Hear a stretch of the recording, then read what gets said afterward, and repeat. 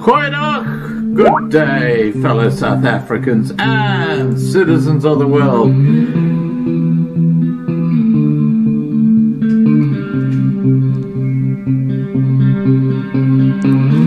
I've been looking around for salvation. I've been looking around for the truth. All around me I see frustration, and I looked all over till I found you. I sit and listen to your stories, and you're telling me, please don't worry. Lot in this world you should know, and love in life is where you should go. If you're looking for somewhere to go, if you're looking for someone to know, if you're looking for someone to guide you, then love in life will guide you. I know that life is so hard. Good evening, fellow South Africans and citizens of the world, and welcome to tonight's live stream. And tonight I'm speaking to Tim Cohen, and we're going to be talking about prophecy. And this is a subject we see so much happening on the internet. Different people prophesying different things and different dates and different months and different hours, and none of them seem to get it right. So tonight we're going to be talking to Tim about his perspective on what's going on from a Bible or biblical perspective. Let me get Tim on. Here we go.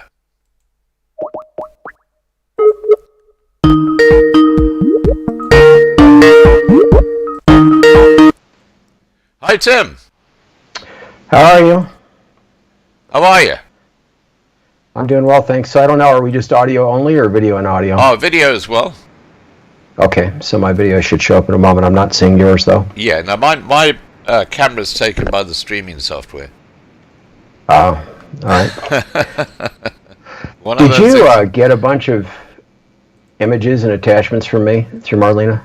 Or did I fail to send those? No, you didn't send them. I've just got the talking points. We're actually live, by the way. I saw you for a second. Oh, okay. There you are. All right. Yeah, it's after 8 p.m. Okay. Now, Tim, tell us a bit about yourself and how you got into this whole area of prophecy, especially when it comes to the Bible.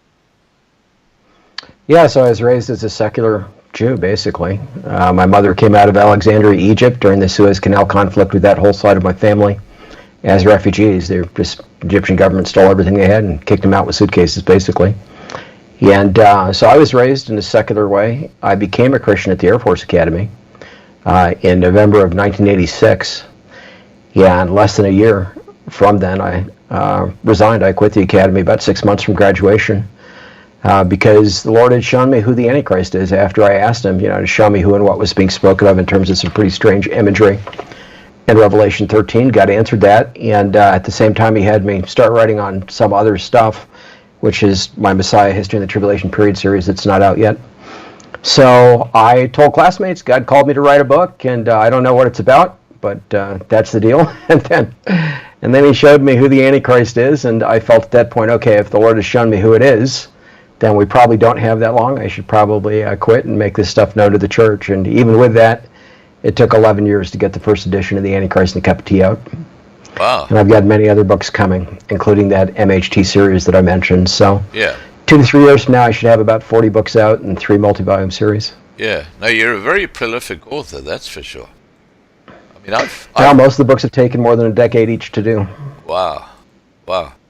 Okay, so I find this whole area of prophecy quite fascinating because one of the people that I'm actually talking about books, I'm actually reciting his book onto our platform in chapters, and it's a fellow by the name of Sina van Rensburg, and Sina means prophet van Rensburg, and this guy died in the 1920s, but he was an Afrikaans prophet, and many of his prophecies have come true, and one of the most disturbing prophecies is that when just before the Boer nation or the Afrikaans nation basically comes back and has a beautiful land again, the United Kingdom is going to fall.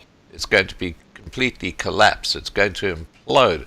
So you've got people like Sina van Rensburg. You've got what's that guy in Russia, the famous one, the prophet there, and you've got all these different guys who've got all these prophecies. Where do you get your inspiration from when it comes to prophecies? Only Scripture, only the Old and New Testaments. So the Lord talks to you, and you basically get an understanding from that. Well, he shows me through Scripture, but sometimes he talks to me, yes. Okay. He leads me. So, for example, I told you I started the Antichrist Cup of Tea while I was still at the academy. Yeah. I began to write it at that time because God had shown me the name calculation at that point, and also the official heraldic achievement or coat of arms that's on the front cover of the Antichrist and the Cup of Tea. Am I able to share my screen, by the way? Yeah, absolutely. Of course you can.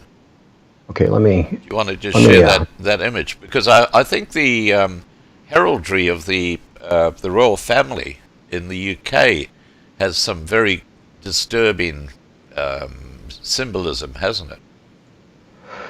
Well, it definitely does, and the coat of arms that we're talking about is actually that of Prince Charles.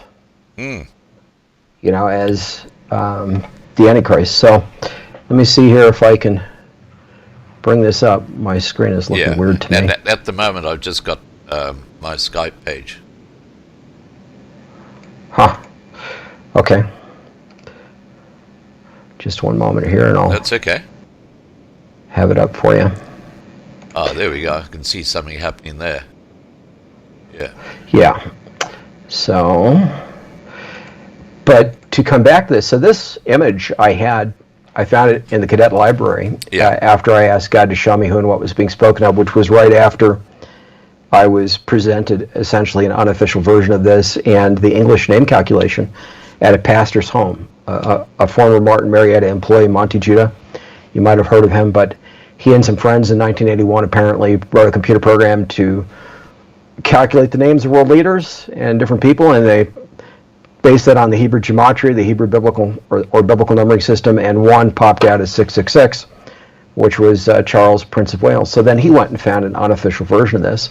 And those things he showed me, after I asked God to show me who and what was being spoken of in Revelation 13, and I went from there and found this in a book in the cadet library, the only book in the world that had it at that time, which is the official heraldic achievement of Charles as Prince of Wales. So when I left the academy, I had to go enlisted to pay back my education, more than 3 years of education. When I quit, that was the rule. Essentially, if you quit, you've passed your midway point, gone more than 2 years through the cadet program, then you had to pay back 2 years or 3 years or that kind of thing as an NCO, as a non-commissioned officer. So I did that, but right away I was sent to some training for the role that I was going to play in the military after that. And at that base, which was Shepherd Air Base in Texas, I met this fellow who was homeschooling his daughters, and I mentioned to him, this was just a very off-the-cuff conversation. He knew nothing about me. I knew nothing about him. Right. And I said to him, a little more than 7 years from now, you won't have to worry about that, right? Because I'm thinking, well, we probably don't have that long, because the Lord has shown me who the Antichrist is. But this guy didn't know me from Adam. He knew nothing about any of that with regard to me. His response was very strange. He said, "I hear you. Would you like to have dinner with my wife and I tonight?" I'm thinking, okay. So I went with my roommate at that time for this meal. I said, well, can my roommate come along? And he said, sure. So my roommate and I went, and another Christian. And the first thing that this fellow did, his name was Steve Klein. First thing he did was he put out on his table the official lineage chart of Queen Elizabeth II, Charles' mother, which I'd never seen before, and it wasn't something I'd been looking for. Yeah. And on it is the explicit claim to sit upon King David's throne. It goes back, more than 2,000 years. And then also on it is the claim that the British monarchy is the royal house of Israel. So I thought, well, isn't that interesting? So that's where Prophecy House got the chart, ultimately to be able to share with the book for people. And it's documented in the book along with other lineal information. But that's an example of how the Lord kind of led me by the hand. I didn't try to figure out who the Antichrist was. Yeah. I asked God to show me, and then he kind of led me to the key pieces of information. Now, that heraldry that we're looking at the moment, the feet of the lion on the left and the feet of the horse or the unicorn on the right are very important because they are represented in the Bible. You've got the bear, and you've got, I think it's it's the bear and the bull or something like that, isn't it? Well, let's talk about the scripture a little bit. And by the way, since you mentioned the feet, these are actually boar's hooves on the unicorn. Right. But they are feet like the feet of a bear, and actual bear's claws is what they're supposed to be. Yeah. On this exaggerated lion leopard bear beast on the left-hand side. Right. Which is actually the right-hand side in heraldry, but from our perspective, it's the left. That's referred to in the Bible as the beast, and it's interesting because outside the United Nations is a sculpture that has exactly the same thing with the bear's feet and the symbolism of what is the beast in the Bible. So the imagery outside the UN is fairly different. Let's look at and I think it has wings too, if I'm not mistaken. Yes, the one does. outside the UN. Yeah. Let's look at what the scripture says precisely on the imagery, though. Yeah. So Revelation chapter 13, and by the way, let me just say, Scott, this is the basis for anybody to identify when the time comes who the Antichrist is, who's going to be over global government for 3.5 years. Now, there are many Antichrists historically. There are multiple Antichrists today. The argument can be made that all of the four horsemen of the apocalypse, other than Christ himself, those four horsemen of Revelation 6, that all of them are Antichrists. Can you do me a favor and hit Control Plus just to make the text bigger? Yeah. There we go. That's better. That better? Yeah, much better. Okay. Yeah. Okay. So. All right. So starting in verse 2 of Revelation 13, there are two beasts in this chapter. We're addressing the first one. The second one is traditionally understood as the false prophet. Right. A beast that rises out of the land, and I agree with that interpretation. But focusing on this one, it says, "Now the beast which I saw was like a leopard. His feet were like the feet of a bear, and his mouth like the mouth of a lion." So it's like. In other words, we're dealing with similes, not precision. Right. So when we see this thing, it reminds us of that, basically. And then it says, "The dragon gives this beast," which is a him, "his power, his throne, and great authority." So without going any further on that for the moment. Well, what I've actually got here, and I know you've seen it, but I'm just going to put up for everybody watching. That's the actual statue outside the United Nations, which is very multicolored. But you can see it's got the paws of a bear. It's got the face of what looks like a cat or some kind of, and it's got the wings. But this is very biblical. It's actually what Tim's talking about in that book. Yeah, back to you, Tim. Okay, yeah. That one outside the UN is pretty interesting. So anyway, it says of this dragon that it is the devil and Satan. The one who deceived Eve in the Garden of Eden, the dragon that gives this beast we were reading about his power, throne, and great authority. Yeah. And when we look a little bit further in this chapter, and that's Revelation 12, sorry, I don't know why I did that to me, it's a fiery red dragon. Okay. So when we come back to this imagery and then look at the coat of arms right here, right, we can see that we've got an actual red dragon on this. And that was adopted in 1953 as a national symbol of Wales. It goes back, in fact, almost 2,000 years to the standards of the Roman cohorts that occupied ancient Britannia and basically the area that was Wales. And then it's always been a very prominent symbol, in other words, in Wales for centuries and centuries. But in 1953, they made it their national symbol. In 1958, Elizabeth II, Charles' mother, declared to the Welsh people she would present him in the future to them as their prince, and she created him Prince of Wales in 1958. Then in July 1969, he was formally invested as Prince of Wales, and that's the first time anyone in the world saw this coat of arms at his investiture. It was on the order of service that was given to the guests at Caernarvon Castle, where the event transpired, and it was on memorabilia, that was sold there. Yeah. And then, of course, in that book that I mentioned. So on this, we have a little horn with the eyes of man. So this unicorn actually has human eyes, which is unusual heraldically. And as I said, it has boar's feet. This beast has never existed, until Charles' heraldic achievement. It's always been a normal lion or a lion leopard representing England. The unicorn ordinarily represents Scotland. Now the red dragon, of course, represents Wales.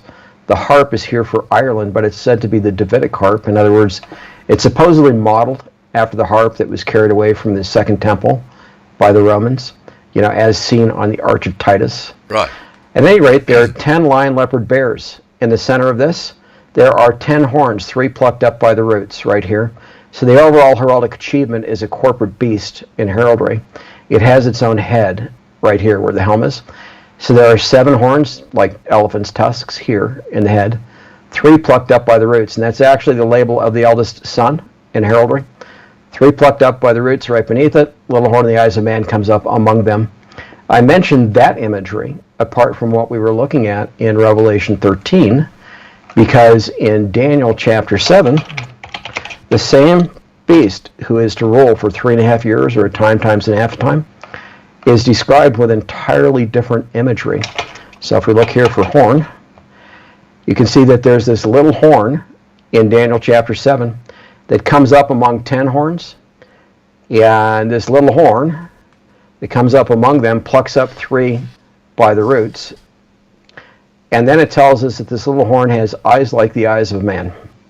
In context, that's a unicorn with human eyes. So coming back to your initial comments on this, the layout of a British royal coat of arms or heraldic achievement is modeled after the ancient Assyrian and Babylonian religious seals, and on those they originally had the lion face off against either an aurochs bull portrayed from the side so it looked like it had one horn, or what became the unicorn actually historically. So originally it was a bull.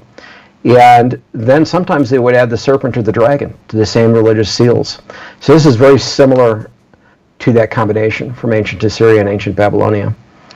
At any rate, on this heraldic achievement it reads, I, the Black Prince, this is the badge of the Black Prince right here with the 3 ostrich feathers, from the founding Prince of Wales of the Order of the Garter in 1348. And this is the garter around the royal shield and the shield of Wales right here. The garter on this symbol is at the center. Anyway, it reads, I, the Black Prince, serve Satan. And this is the shield of the Black Prince right here, also known as the shield of the Duchy of Cornwall now. Wow. It reads, I, the Black Prince, serve Satan. In other words, the Prince of Darkness, or the Black One. And this was the founding Prince of Wales of the Order of the Garter originally. He was called the Black Prince because he dressed all in black and was supposedly a feared military commander throughout Europe. So with that little segue, Charles has the imagery. He is the only human being in the history of the world to have the imagery, particularly here of Revelation 13, for that first beast. What that means is also for the first time in history, Christians are actually authorized to do the name calculation. In other words, if we do that name calculation without the presence of the imagery to try to calculate 666 to see who that might be, the calculation itself has no meaning. Biblically, it's worthless. The reason for that is in verse 18 of Revelation 13, it says, here's wisdom. Let him who has understanding calculate the number of the beast. Let me just enlarge that so everybody can see it. For it is the number of a man, and his number is 666. So before we can calculate it for the man, in other words, Scott, this imagery of the beast has to in some fashion be associated with or present for that man. Because Charles has it, and his sons, by the way, do not. There are people who think, for example, that William has the red dragon on his coat of arms. He does not. They are conflating or confusing the Red Lion of Scotland for the Red Dragon. So this down here is the Red Dragon on Charles' heraldic achievement. Right. William and Harry both have the Red Lion of Scotland, which is this thing right here. That's also on Charles' heraldic achievement. That's not a dragon. It's a lion. And people confuse this with the Red Dragon on William's heraldic achievement, and they think, oh, he's got the same imagery as his father. He does not, just to clarify. And he also doesn't have other things that are important. So anyway, this means that for the first time we can do the calculation. Now the second point is, apart from having to do it in the context of the presence of that imagery of that first beast, the beast that rises out of the sea, and we're talking geographically relative to where Israel is. So in other words, off the coast, if you will, of Israel, or somewhere out there in the sea relative to the land of Israel. At any rate, the name is supposed to be calculated on a particular system that works out to 666. The system is actually identified in the Greek text of Revelation 13:18 with 3 Greek letters. One letter for 600, a second for 60, and a third for 6. And because that's done, it tells us what system we're supposed to use for the calculation. Now this is a page from the first edition of the Antichrist in a Cup of Tea, where the name calculation is. There's a lot more information in the new second edition of the book, Right. in addition to this. But in Hebrew, it's Nasik Charles of Wales, which is the same title, Prince Charles of Wales. Right. You know, in English, Prince Charles of Wales. Hebrew is the original system, and it was transferred sequentially from Hebrew, historically, to Greek, and then in the Greek it was expanded to include 500 through 900, because Hebrew only has 22 hieroglyphs or characters, and it cuts off after 400. So that tells us we can transfer the system sequentially to another language rather than phonetically, and we can calculate the values of names and words natively without tampering. Right. Now, as it turns out, the title in Hebrew, as it's spelled in the modern Israeli press, with no tampering, works out to exactly 666, right here. And I'll show that in another format here in a moment. And then, of course, Prince Charles of Wales, same thing. 2 completely different combinations of numbers. So here you can see Prince Charles of Wales. Here you can see Nasik Charles of Wales. 2 different combinations, exactly 666. So what I've just shown is enough to prove biblically that Charles is the Antichrist and there won't be anybody else, in terms of being the one who's going to be over global government, possessed by Satan throughout the Great Tribulation, or that 3.5-year period preceding Armageddon. We don't need any other evidence than this, biblically, to prove that that's who he is. And in fact, mathematically, if we're just going to talk statistics, even if we were to set aside the imagery that Charles has, drink of water for a moment here. Pardon me. So even if we were to set the imagery aside, this combination here on 2 different languages is statistically impossible. Even if the universe were 15 billion years old, which it's not, it's only thousands of years old.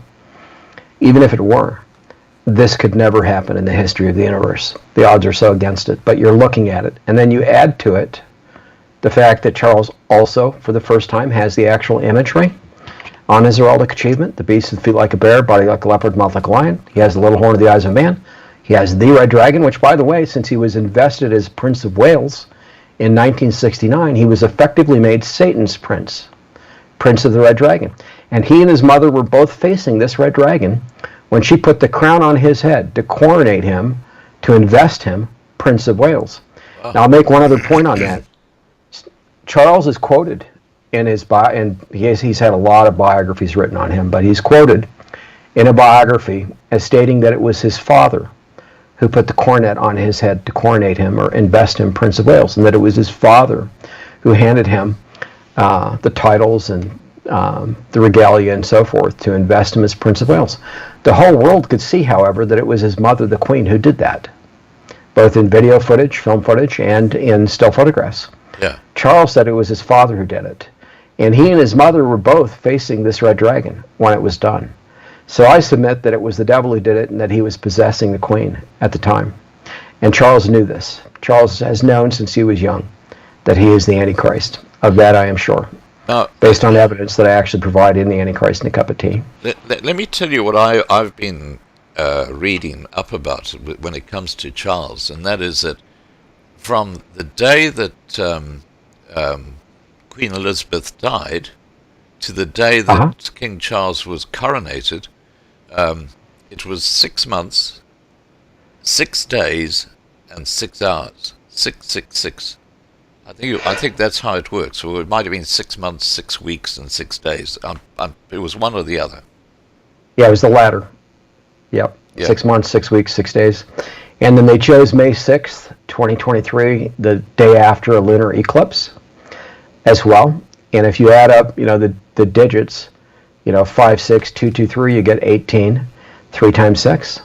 And there were a couple other instances where 666 was hidden in the coronation ceremony, coronating him as king.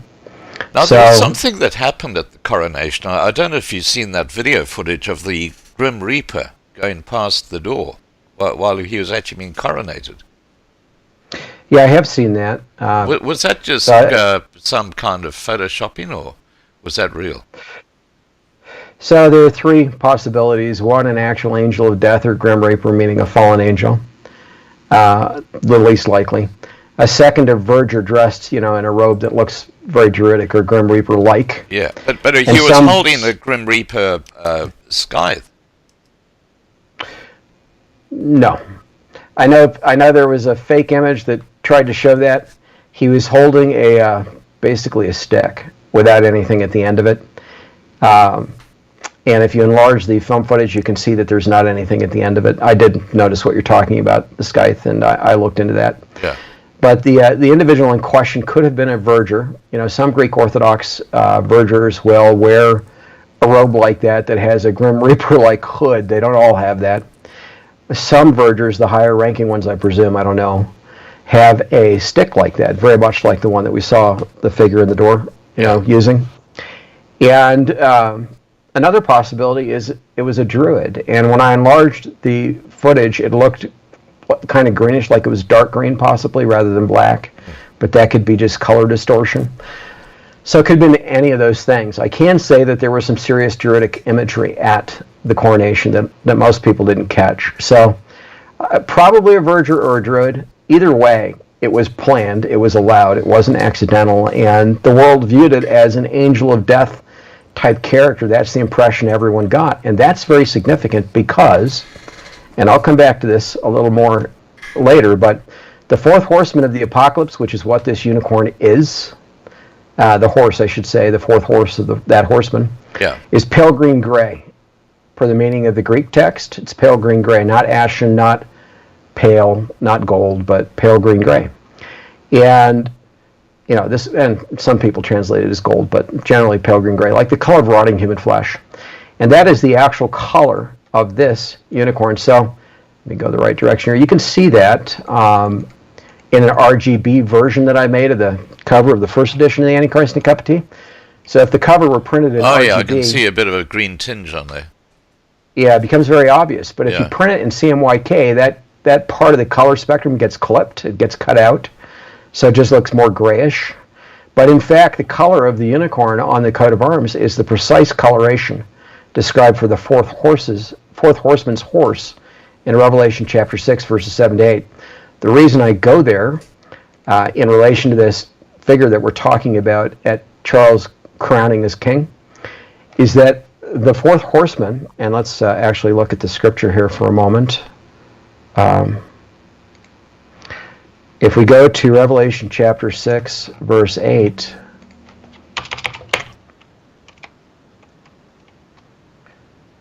the horseman's name is Death. Can you increase the size of that? Yes. Control plus. There we go. Okay, so the name of the horseman is Death. Yeah. And hell follows with him. In other words, he's associated with death when the time comes. And I take that to mean he's going to be possessed by the devil himself, because Satan is identified as death in 1 Corinthians chapter 15 as the last enemy who's going to be swallowed up in victory by the Lord, as it were. Yeah. And hell follows with Satan in 1 Corinthians 15 also.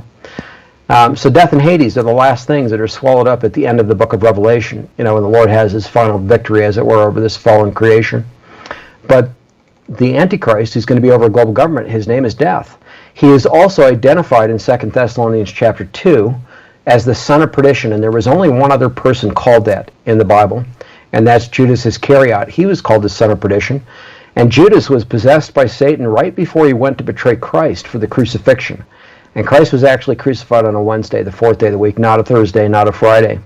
He was crucified at the midpoint of the week, and he was raised at the exact end of the weekly Sabbath, although the women and others only saw him the following morning after that. So all that is to say, at the midpoint of the tribulation week, or when the Great Tribulation, the last 3.5 years of that 7-year period, or the 70th period of 7 years of Daniel 9, 24 to 27, what Christians call the tribulation period or the tribulation week, the latter half of that is the Great Tribulation. At the midpoint of that 7-year period, the Antichrist comes on the scene, this one, and he's possessed by Satan, and his name becomes Death.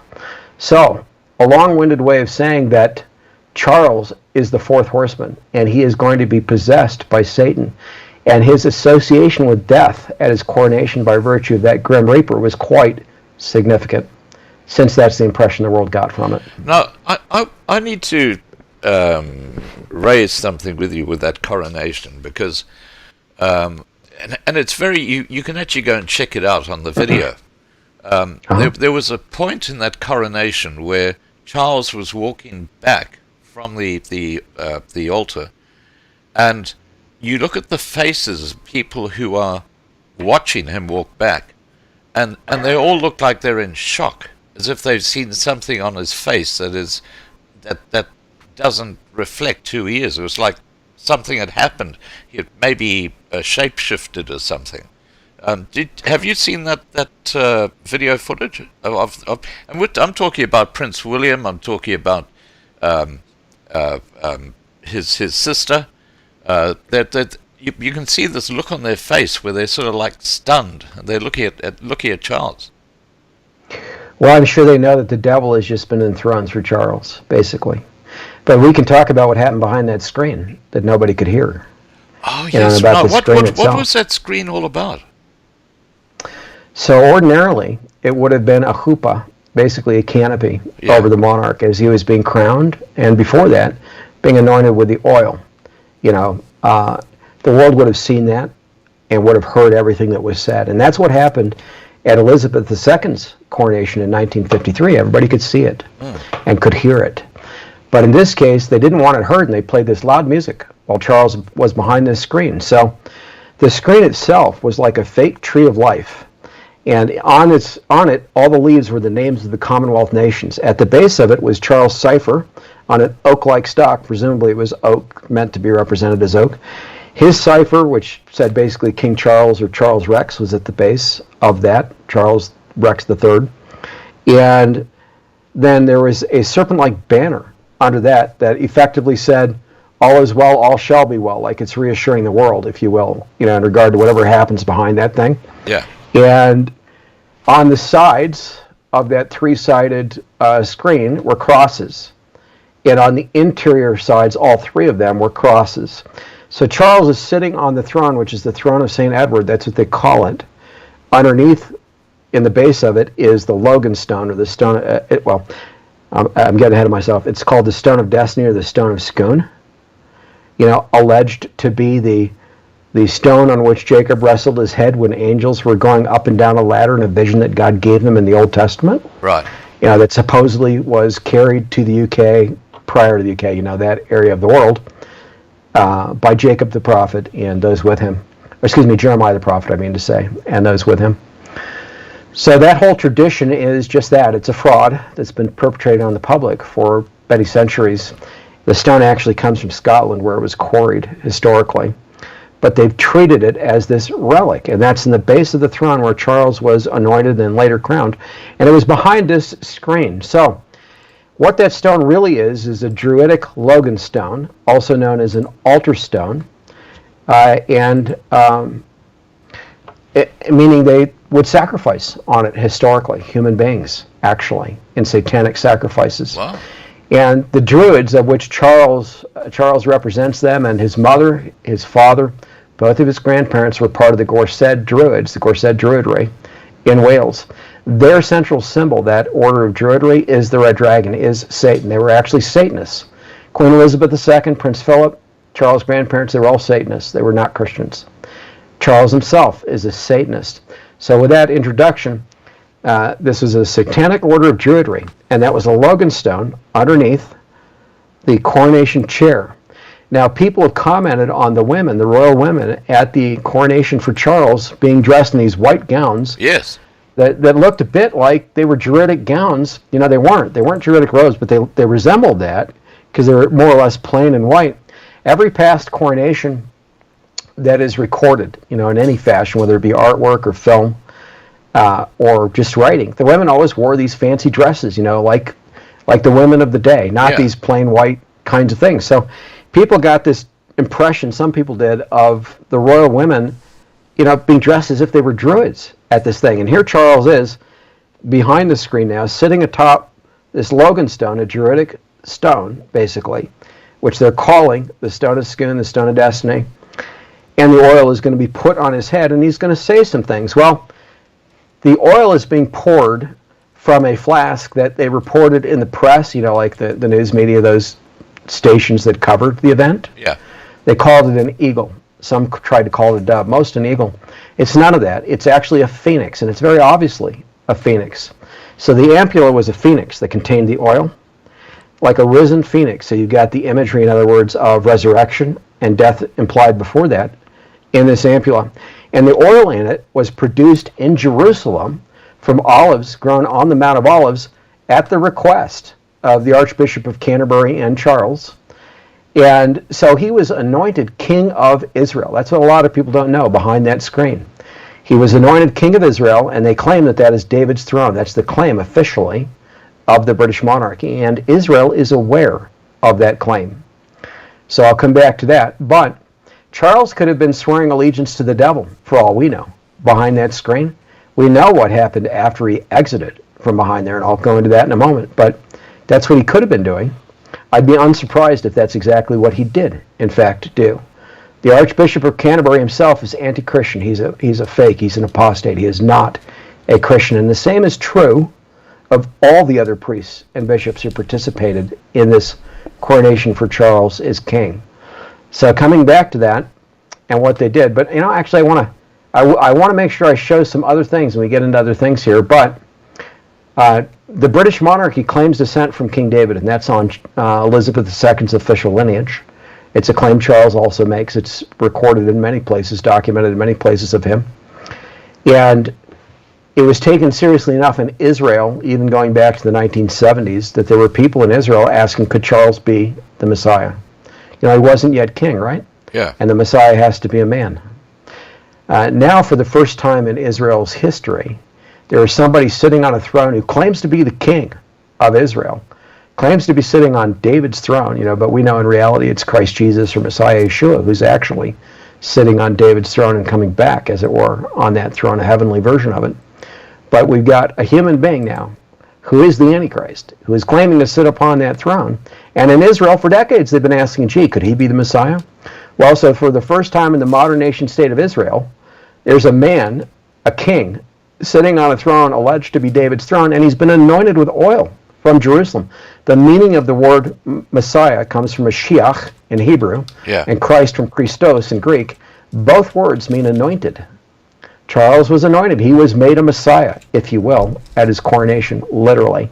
And as Prince of Wales, in 1969, when he was invested, there was no oil involved. Here there was.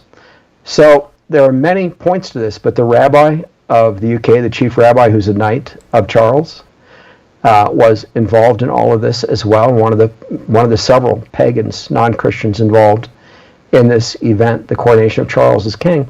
And he spent the night at Charles' home, right before the coronation, the night of the 5th, when there was that blood moon. So Charles did multiple things that were unique in his coronation to basically desecrate it, that were not done historically. I'm going to come back to that.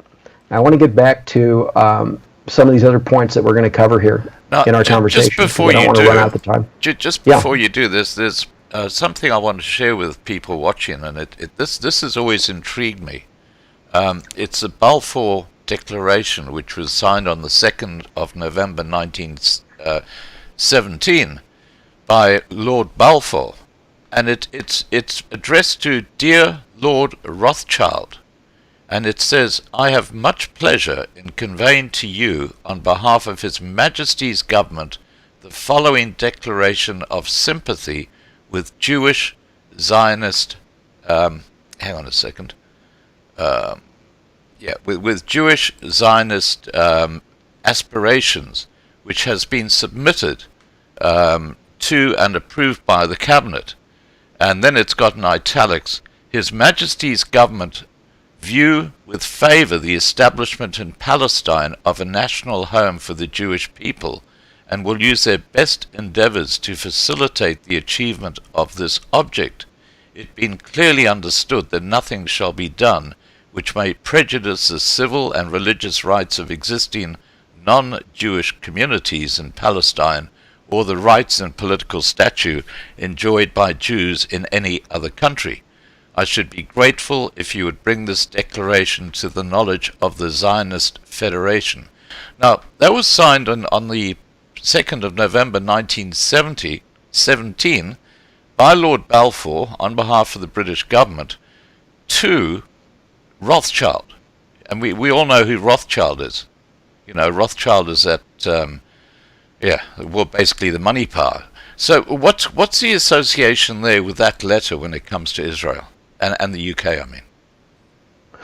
Well, first of all, the modern international banking system began in England with the Bank of England. Yes. You know, the Rothschilds and Rockefellers, but primarily Rothschilds, have been heavily involved with that, more or less from the beginning. Yeah. The whole modern international banking system traces to the Bank of England.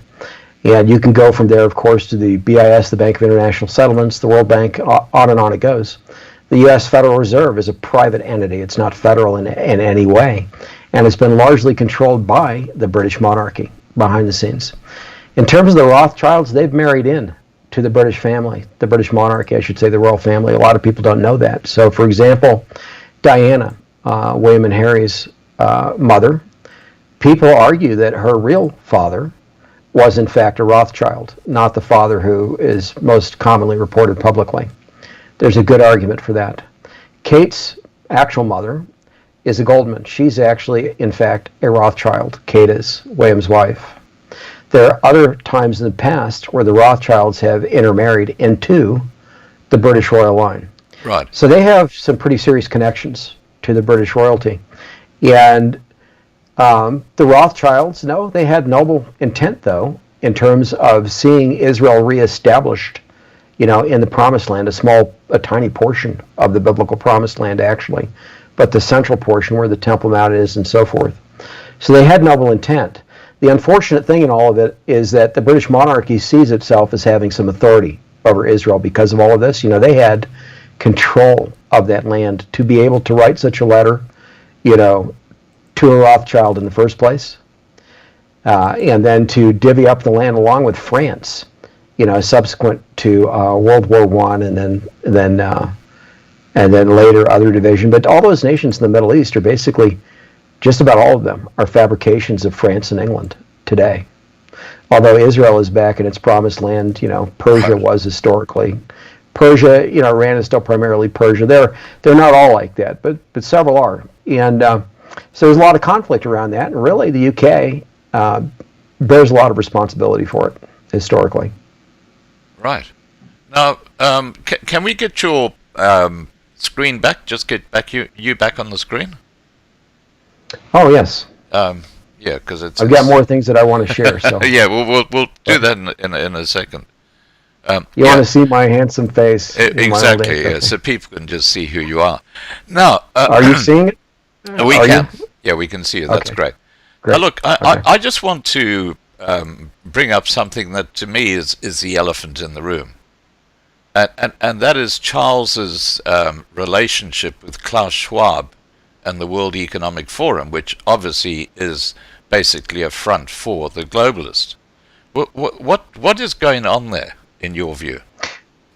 I'll say that's only one elephant in the room. In fact, Charles has been the top globalist on the planet since his July 1969 investiture, you know, bar none.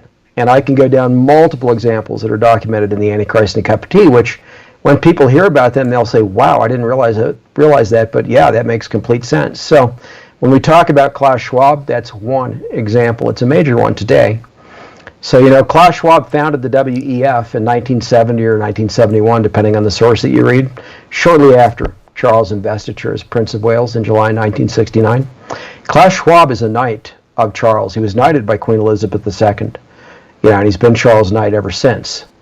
And the Great Reset that everybody talks about in connection with Klaus Schwab and the World Economic Forum today, and by the way, the WEF encompasses most global leadership today. Even Vladimir Putin, Xi Jinping, they're part of the WEF. Justin Trudeau, more than half of his cabinet is.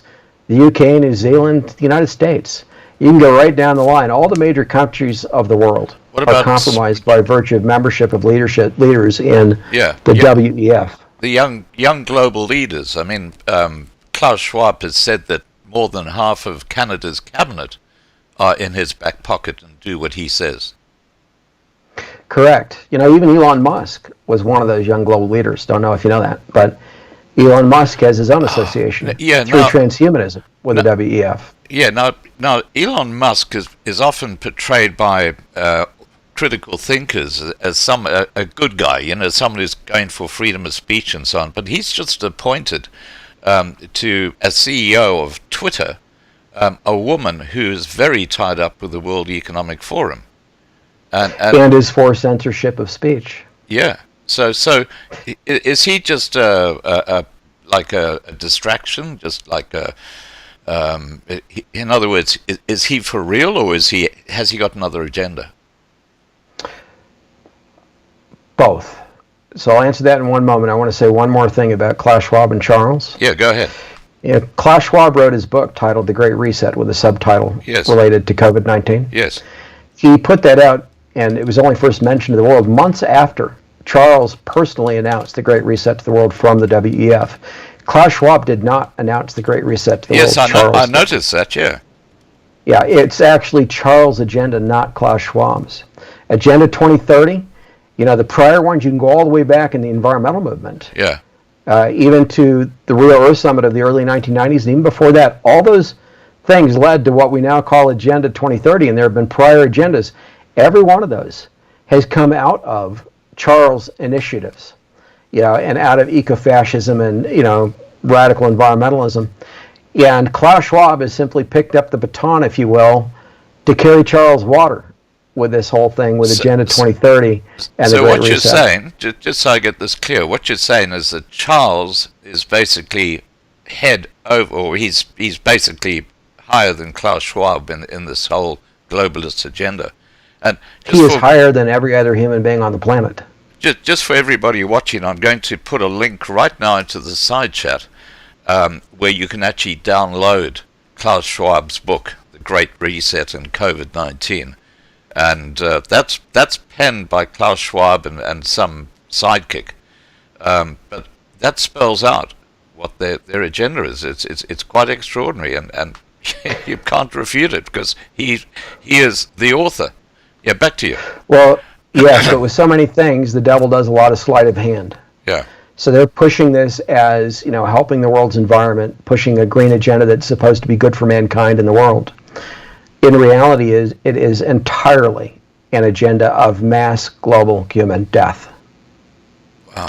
Because what's going to happen as this is pursued is electric grids are going to go down because there's not enough electricity going into the grid. In other words, number one, the grids that exist in the world, including in the United States, do not have the capacity to carry the electricity necessary to replace gasoline vehicles with electric ones. If that's all they did, the grids are they're at less than 50% of the required capacity to support all these coming vehicles.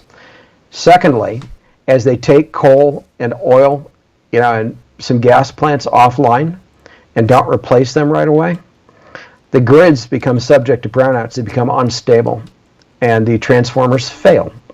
And once the transformers and grids start to fail in a cascading style, and they will, as this agenda continues to be pursued, and as diesel fuel and other necessary fuel is not available to transport all the goods that we require to live, and particularly food, what will happen is, even if the food's being produced, and a lot less will be produced, but even if it were being produced, it won't be transportable. And it takes years to bring these systems back online once they fail, and we're talking globally, particularly in the West. As they fail, it actually takes years to bring these things back online or to replace plants that have been mothballed. Pardon me, let me stop that. Yeah. I forgot to take the batteries out. It's okay. At any rate, it only takes months for human beings to starve to death. And so as they destabilize the food systems and the food transportation and other transportation systems, and the world wakes up to what's happening and realizes that people are starving to death or dying from deprivation, that this whole green agenda was a fraud, that it would actually take 30 to 50 years to do what they're wanting to accomplish, not a period of, one moment, I got to pause that, so I'm going to step away for just a sec to stop that. It would take 30 to 50 years to bring that on, not a period of 6 or 7 years, like Agenda 2030. One moment. Okay. Guys, if you've got questions you'd like to put to our guest, Tim Cohen, just put them in the side chat, and I'll put those to Tim shortly. Look, I find this absolutely fascinating because the more we understand different perspectives, and I have to tell you, Tim, I actually believe that the Antichrist will be embedded in artificial intelligence, because it's quite clear that in 20 years' time artificial intelligence will run the world. We'll all have a chip, we'll all have central bank digital currency, there'll be a one world religion, and you'll have this overriding an intellect which will be incredibly superior to the human brain, which will be monitoring every man and woman on earth, called artificial intelligence. Now, doesn't that in itself say something about the control and, having Satan actually somehow been involved in the actual, the whole thing when it comes to artificial intelligence? So I'll say a few things about that, and this brings us back actually to Elon Musk. There's he was involved in actually developing it. Well, there's Yuval Harari at the World Economic Forum, who's an outright Satanist. He's a sodomite. He's a Satanist. He is an atheist. He is really pushing the whole notion of transhumanism and eventually uploading human consciousness to some sort of cloud AI platform, to initially turn us to cyborgs and then fully artificial, as it were. I happen to have a deep IT background. Since the 1970s, since I was 12 years old. Okay. I was considered a prodigy, in fact, at the age of 16. Okay. And I was a research intern with Atari at the age of 16 in Silicon Valley. Wow. And I was writing computer curricula for the whole of Denver Public Schools on federal grant money and other grants, like writing lessons software and the classroom management software for DPS, which became a federal program for all of DPS, when I was 13, 14, 15, 16. Wow. And so I can tell you that 20 years is not realistic for that level of AI, despite all the public claims. I can also tell you we don't have 10 years probably to Armageddon, given the insight God has given me into prophecy, history, and what's happening in the world today, and many other things, including biblical chronology. And when we come back to Elon Musk and his real agendas and whether he's a good guy or a bad guy, one of the major agendas that has existed for several decades under Charles and also under Prince Philip, his father, going back even further, is human depopulation, to reduce the global population to around 500 million people. So take away almost 97% of the human population, kill them off. Wow. Now, they can do that if there's not a world war and they pursue the agendas they are pursuing and the public doesn't stop them. They can actually achieve that. Because when this mass starvation and deprivation comes, it's going to be so severe and so global that within a period of a few years, there won't be many humans left alive on the planet. That's not how it's going to go, prophetically. They're seeking to achieve this. They will not succeed. World War III will interrupt those plans, and other things will happen. Ultimately, the global population will be greatly reduced, but probably not that much, at the end of the day. But World War III, you can say, is like Plan B, if you will. They don't want to destroy the global infrastructure. Now, simultaneously, in pursuing that, there are other agendas, the WEF and some of these other globalists, which include transhumanism. Elon Musk was a big transhumanist in some ways early on. So was Jack Dorsey, the founder, the original founder and creator of Twitter. Yeah. Okay, Jack Dorsey is, as far as I understand it, a Satanist, and he looks a bit questionable, and of course, when we talk about Elon Musk and this transhumanism, he's the one who's developing this thing called a Neuralink, which links the brain to a computer. Yeah, I'm going to share my screen here again. So you should be seeing yourself there. Yep. So I have a series coming out titled Solar Apocalypse that deals with what actually exists in our solar system, meaning Mars, the moon, comets, and asteroids, the real history of our solar system, in other words, that NASA and other space agencies have covered up, that fits in actually with the young earth creationist model of biblical creationism. But that being said, in this series, some of the agendas of the fake aliens, and that's what I call them, they are creatures that actually exist, humanoids, but some of their agendas dovetail with transhumanism. And so in this series, I take a deep dive in this first volume. Right. The who, when, why, how, and where of non-terrestrial, quote-unquote, alien life. Can you do a control plus on that? Yeah, sorry, I forget. There you go. Okay, so this first volume of the series, I take a deep dive into transhumanism, and I talk about Elon Musk and Jack Dorsey, among a lot of other things in this, besides some just basic science stuff related to fossils and so forth. Yeah. But one of the things that I bring out in quotes from Jack Dorsey when he was thinking about selling Twitter to Elon Musk, and what a great deal that would be, that Elon would be the perfect person, as it were, to acquire Twitter. Right. One of the things I realized based on his quotes is that they're pursuing the singularity, and that they actually want to turn Twitter's platform into a basis to network human beings. So in other words, Elon Musk, I think, in the back of his mind has this notion that he wants to extend the platform ultimately to merge with Neuralink and its successors, the more advanced versions that he expects are coming of Neuralink, to network human beings into an AI. He wants to use Twitter as the backbone for that, I think. Yeah. And I think Dorsey was very aware of that, when considering whether to sell it, or how he would comment, how he would view, Musk purchasing Twitter. So I believe Elon Musk is still wholeheartedly pursuing transhumanism.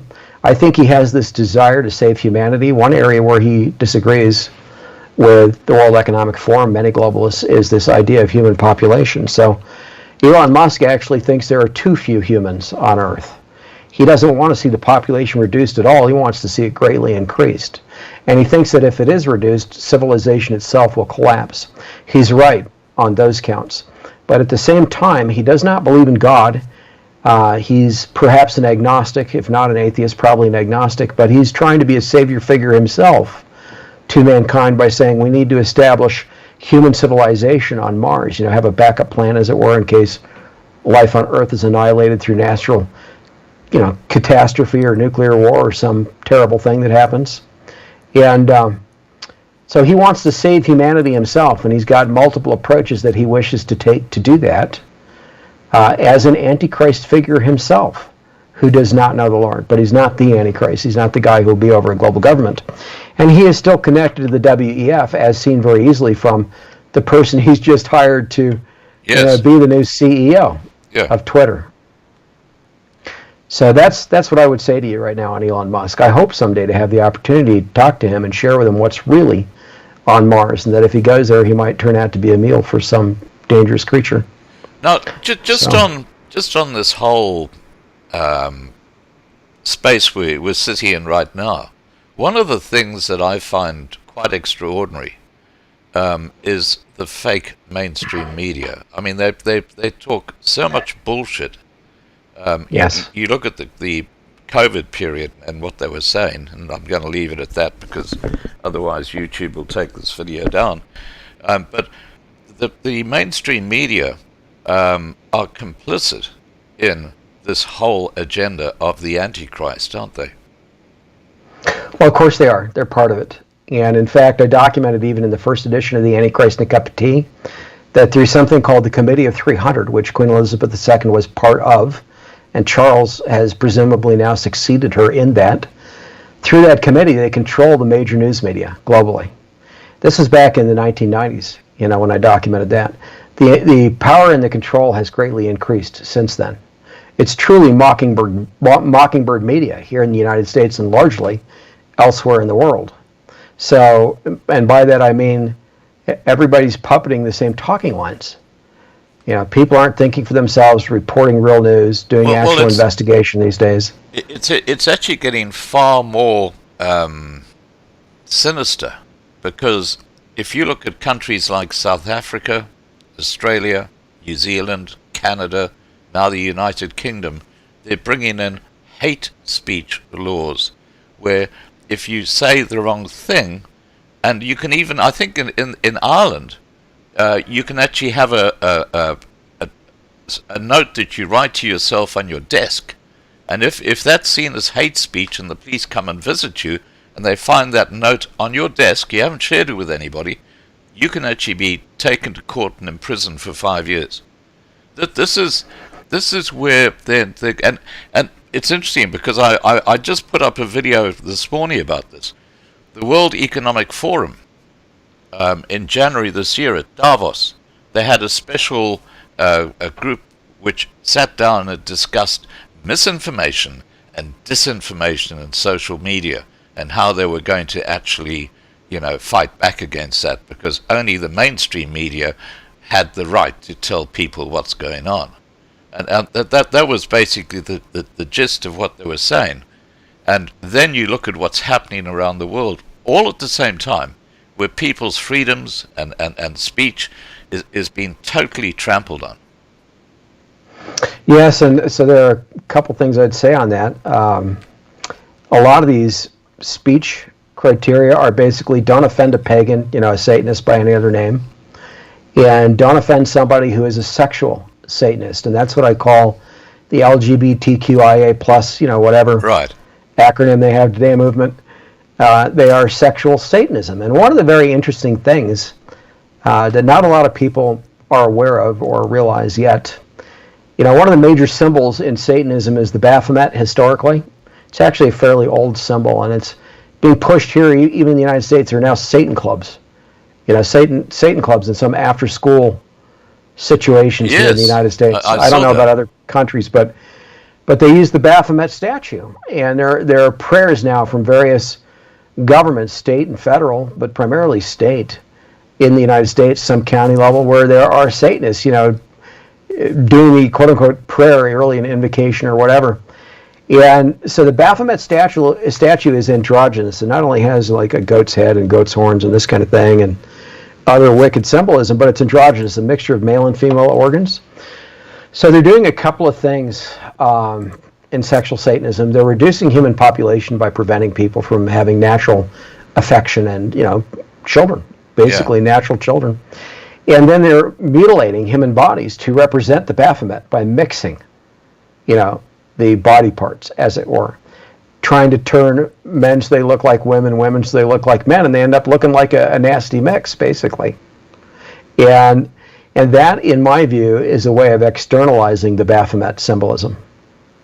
So it really is sexual Satanism at its heart. So you're dealing with sexual Satanism and religious Satanism, or non-Christianity, basically, in that latter instance. So what you're seeing is an effort from the devil and fallen angels and demons under them to outlaw freedom of conscience and to force basically this satanic way of thinking upon the whole world. True totalitarianism that's satanic. Wow. Well, look, what you're saying makes sense, because you can just see what's going on in the world today. And one of the things that's really struck me and worried me is that they're now pushing this agenda to children as young as 5 years old, that just because you've got a penis doesn't mean you're a boy. You might be actually a girl in a boy's body. And they're pushing that kind of thought process to young kids who are far too young to even know what they're talking about. Yeah, it's Isaiah 5:20, calling truth lies, lies truth, evil good, good evil, poison, sweet or healthful, healthful, poison. They're inverting everything. It's very much, in a spiritual way, Newspeak taken to a whole new level, 1984 Newspeak, right? Wow. Where you call things the opposite of what they really are. War is peace, peace is war. Yeah, yeah. This is what they're doing. They're turning humanity into a bunch of insane people, starting with the leaders. Now, okay, let's get on to the Book of Revelations. The Book of Revelations talks about the tribulation period, and it talks about specific timelines. Seeing that Charles is the Antichrist, apparently, once he's been he's now king. Apparently, there's a 7-year time frame before or during which most of the things happen. What do you see as a timeline of when this is all going to take place? Okay. I'll give some concrete ways to see some of that. So there are 4 horsemen that ride in succession, and ultimately they're all riding together by the time you get to the 4th year of that 7-year period. Charles is not yet riding as the 4th horseman. I've identified him as the Antichrist who will do that, and as the person who will be riding, if you will, this pale green gray horse, or this unicorn with human eyes, that represents death. Yeah. He's not yet doing that. He's not yet loosed to do that. So this chain on the unicorn, this is his official heraldic achievement as Prince of Wales. And by the way, as king, this is still his heraldic achievement. He got some new ones as king, but this one didn't go away. It's forever his and uniquely identifies him forever, including in the laws of heraldry, just to point that out. But this chain is officially called a restrainer in heraldry. And with it bound to this compartment around the red dragon here, it's called restrained. It's not loosed. The Antichrist, the son of perdition in 2 Thessalonians chapter 2, at the midpoint of that 7-year tribulation week, or at the start of the Great Tribulation, will be loosed and he'll be possessed by Satan. And at that point, he becomes the son of perdition, just like Judas Iscariot did. Judas betrayed Christ for his crucifixion. The Antichrist will betray the church and the nation of Israel so that we are led as lambs to slaughter. And so the nation of Israel as a national entity is effectively crucified, killed. And I can come back to that at another time. There's a lot of prophecy and things around that I bring out in my book titled, my series titled Messiah, History in the Tribulation Period. But where I'm going with all this is there is a prominent unofficial version of this same heraldic achievement shown inside the Antichrist and the Kapti. It's even in the first edition of the book. And on that one, this dragon, which represents Satan, reaches up at multiple points and is touching the compartment. So the foot, the wingtip, the tail, they're all touching the compartment. Yeah. And when that happens, the chain is suddenly loosed. The unicorn rears back and lifts its hoof off of the compartment. So it lifts its hoof up, it rears back, and the chain is loosed. And the unicorn takes on a very deathly, demonic appearance. So what you see here in the official achievement is something that looks majestic and even graceful, despite its pale green gray color. Its deathly color. Yeah. But it takes on an actual deathly appearance in that prominent unofficial version that's shown in the book. So it represents the future, when Charles is possessed by the devil and is loosed to go and do his thing as the Antichrist for the next 3.5 years over a global government that will be constituted quickly. Now, around that same time, sorry, I frequently go the wrong direction here. Someday I'll figure it out, but and I'll come back to this book in a moment because it intervenes in what I'm saying. Yeah. Around this same time, this statue, this idol, which was made to Charles and presented to him after the first edition of the Antichrist of Kapti was published. So the first edition was published in 1998. I began to write the book in 1987. This statue was published, I think, produced and first shown to the world, photographed in 2000. I want to say 2002, but I think it was 2003. One of those years is when it was commissioned by a Brazilian state government to hail Charles as the Savior of the world, literally, quote unquote. And at the base of this statue, the phrase Savior of the world is inscribed. The statue has Charles' face with angelic wings outspread, and he's standing atop a bunch of heads, supposedly human beings looking up to him as Savior, and one drinking a bottle of wine. They're hailing Charles here as an angelic winged god and as Savior of the world. Commissioned by a Brazilian state government. This was presented to Charles personally. This is the version that was photographed by the BBC at the time. They reported on this and photographed it. And this was given to Charles. There's a larger version that's about 10 cubits in height. Now, any Jewish person who knows anything about Scripture will understand the meaning of that. But basically, it is ostensibly the same height, more or less, as the two cherubim or angelic statues that went in the Holy of Holies of Israel's ancient temple on either side of the Ark of the Covenant. So, for example, in Solomon's temple, they were each 10 cubits in height. So not only did the lid of the Ark have two angelic figures on either end of it, around the mercy seat atop the Ark of the Covenant, historically, but then subsequent to that, there were these two angelic statues, these two cherubim, on either side of the Ark. All that is going to be replaced in a newly constructed holy place atop the Temple Mount, just years from now, with this statue to Charles, the full-size version, that is 10 cubits in height, Wow. Ostensibly. So the statue, the idol, that is to be the desolating abomination about which Yeshua, Christ, Jesus warned in the Olivet Discourses, and about which Daniel the prophet warned in Daniel chapter 9. So, for example, chapter 9, verse 27 of Daniel, you're looking at it. It's right here on your screen. And a couple of points I'll make about this statue. Charles here is dressed only in a loincloth, right? Otherwise, he's naked. Can So I Zeus just and Jupiter- speak to that? Because when he got crowned, Yeah. there was a point in that ceremony where he was basically stripped down to just like a white sheet over his body. What was the relevance of that? Was that to show that he's human, or that he was going to be reset or recreated? Because then they started putting more clothes on him again. Yeah, it's to humble him before his quote-unquote God, in this case, the devil. Oh, okay. The world was told it was the real God, the God of Christians in Israel. It was not. So I'll come back to that. Yeah, go ahead. When we talk a little bit more about the ceremony recently, I'll give some specific points. Right.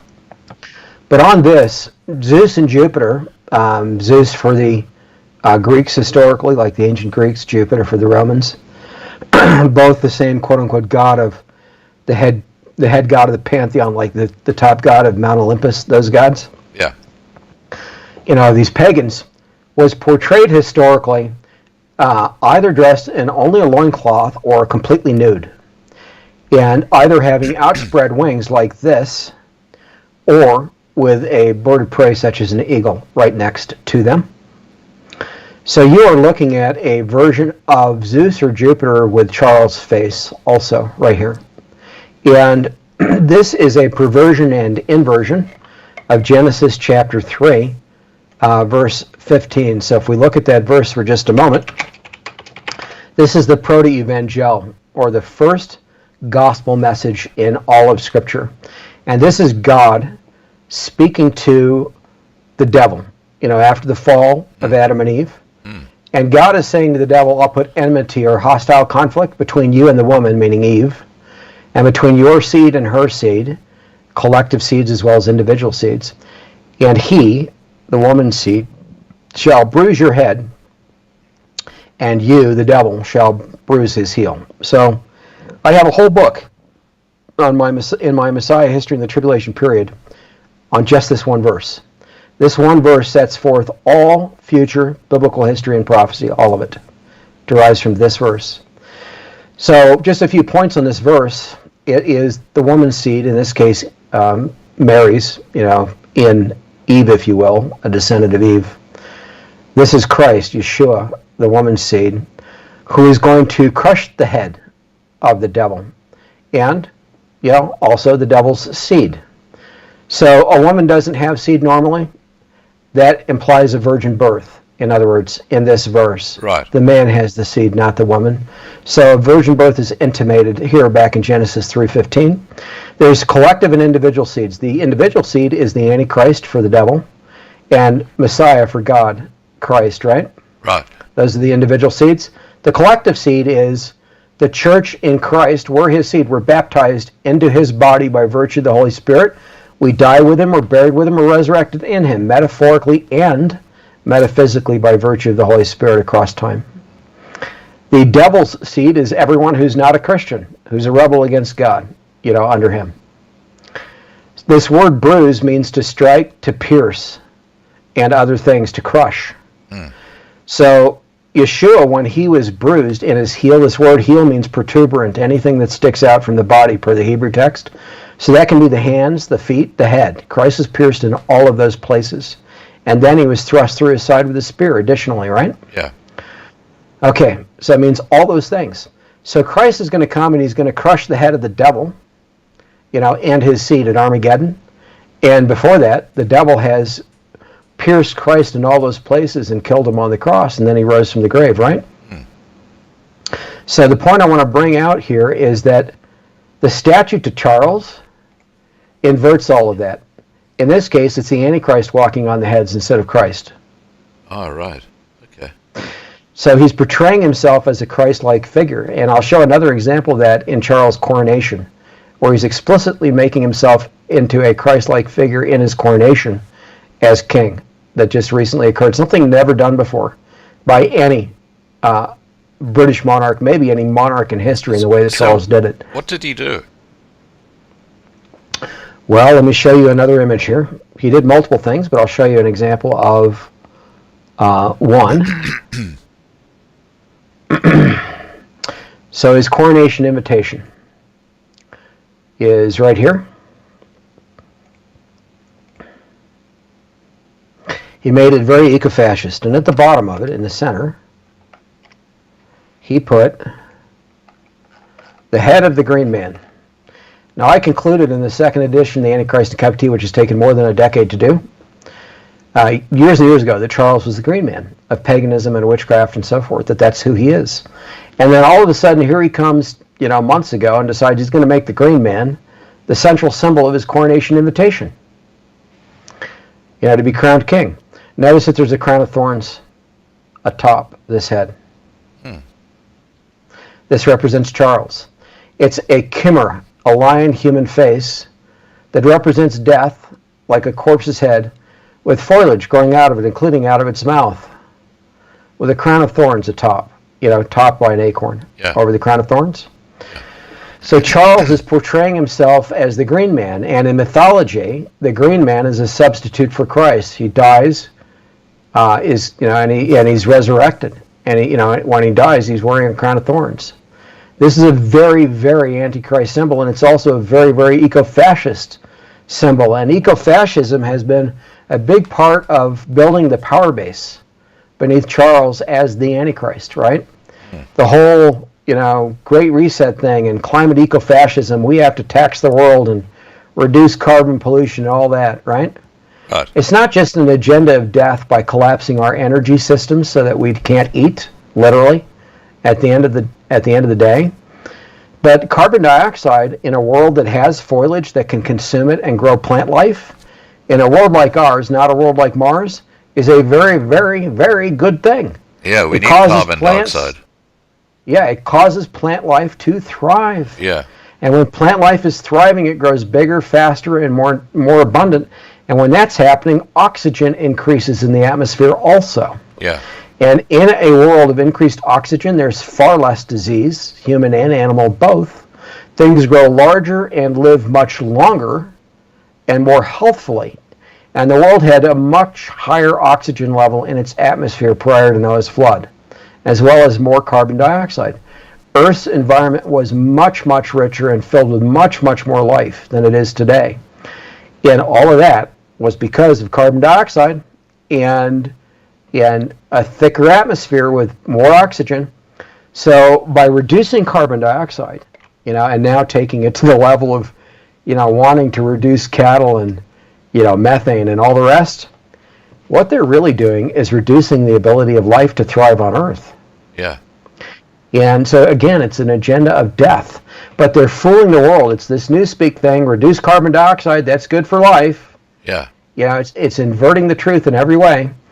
And by the way, we need to tax you to encourage you to reduce carbon dioxide, but also to pay for this for the world. But really, it's a fraud to enable the finances for a global government without the monarchy giving up its tens of trillions of ostensible dollars in wealth.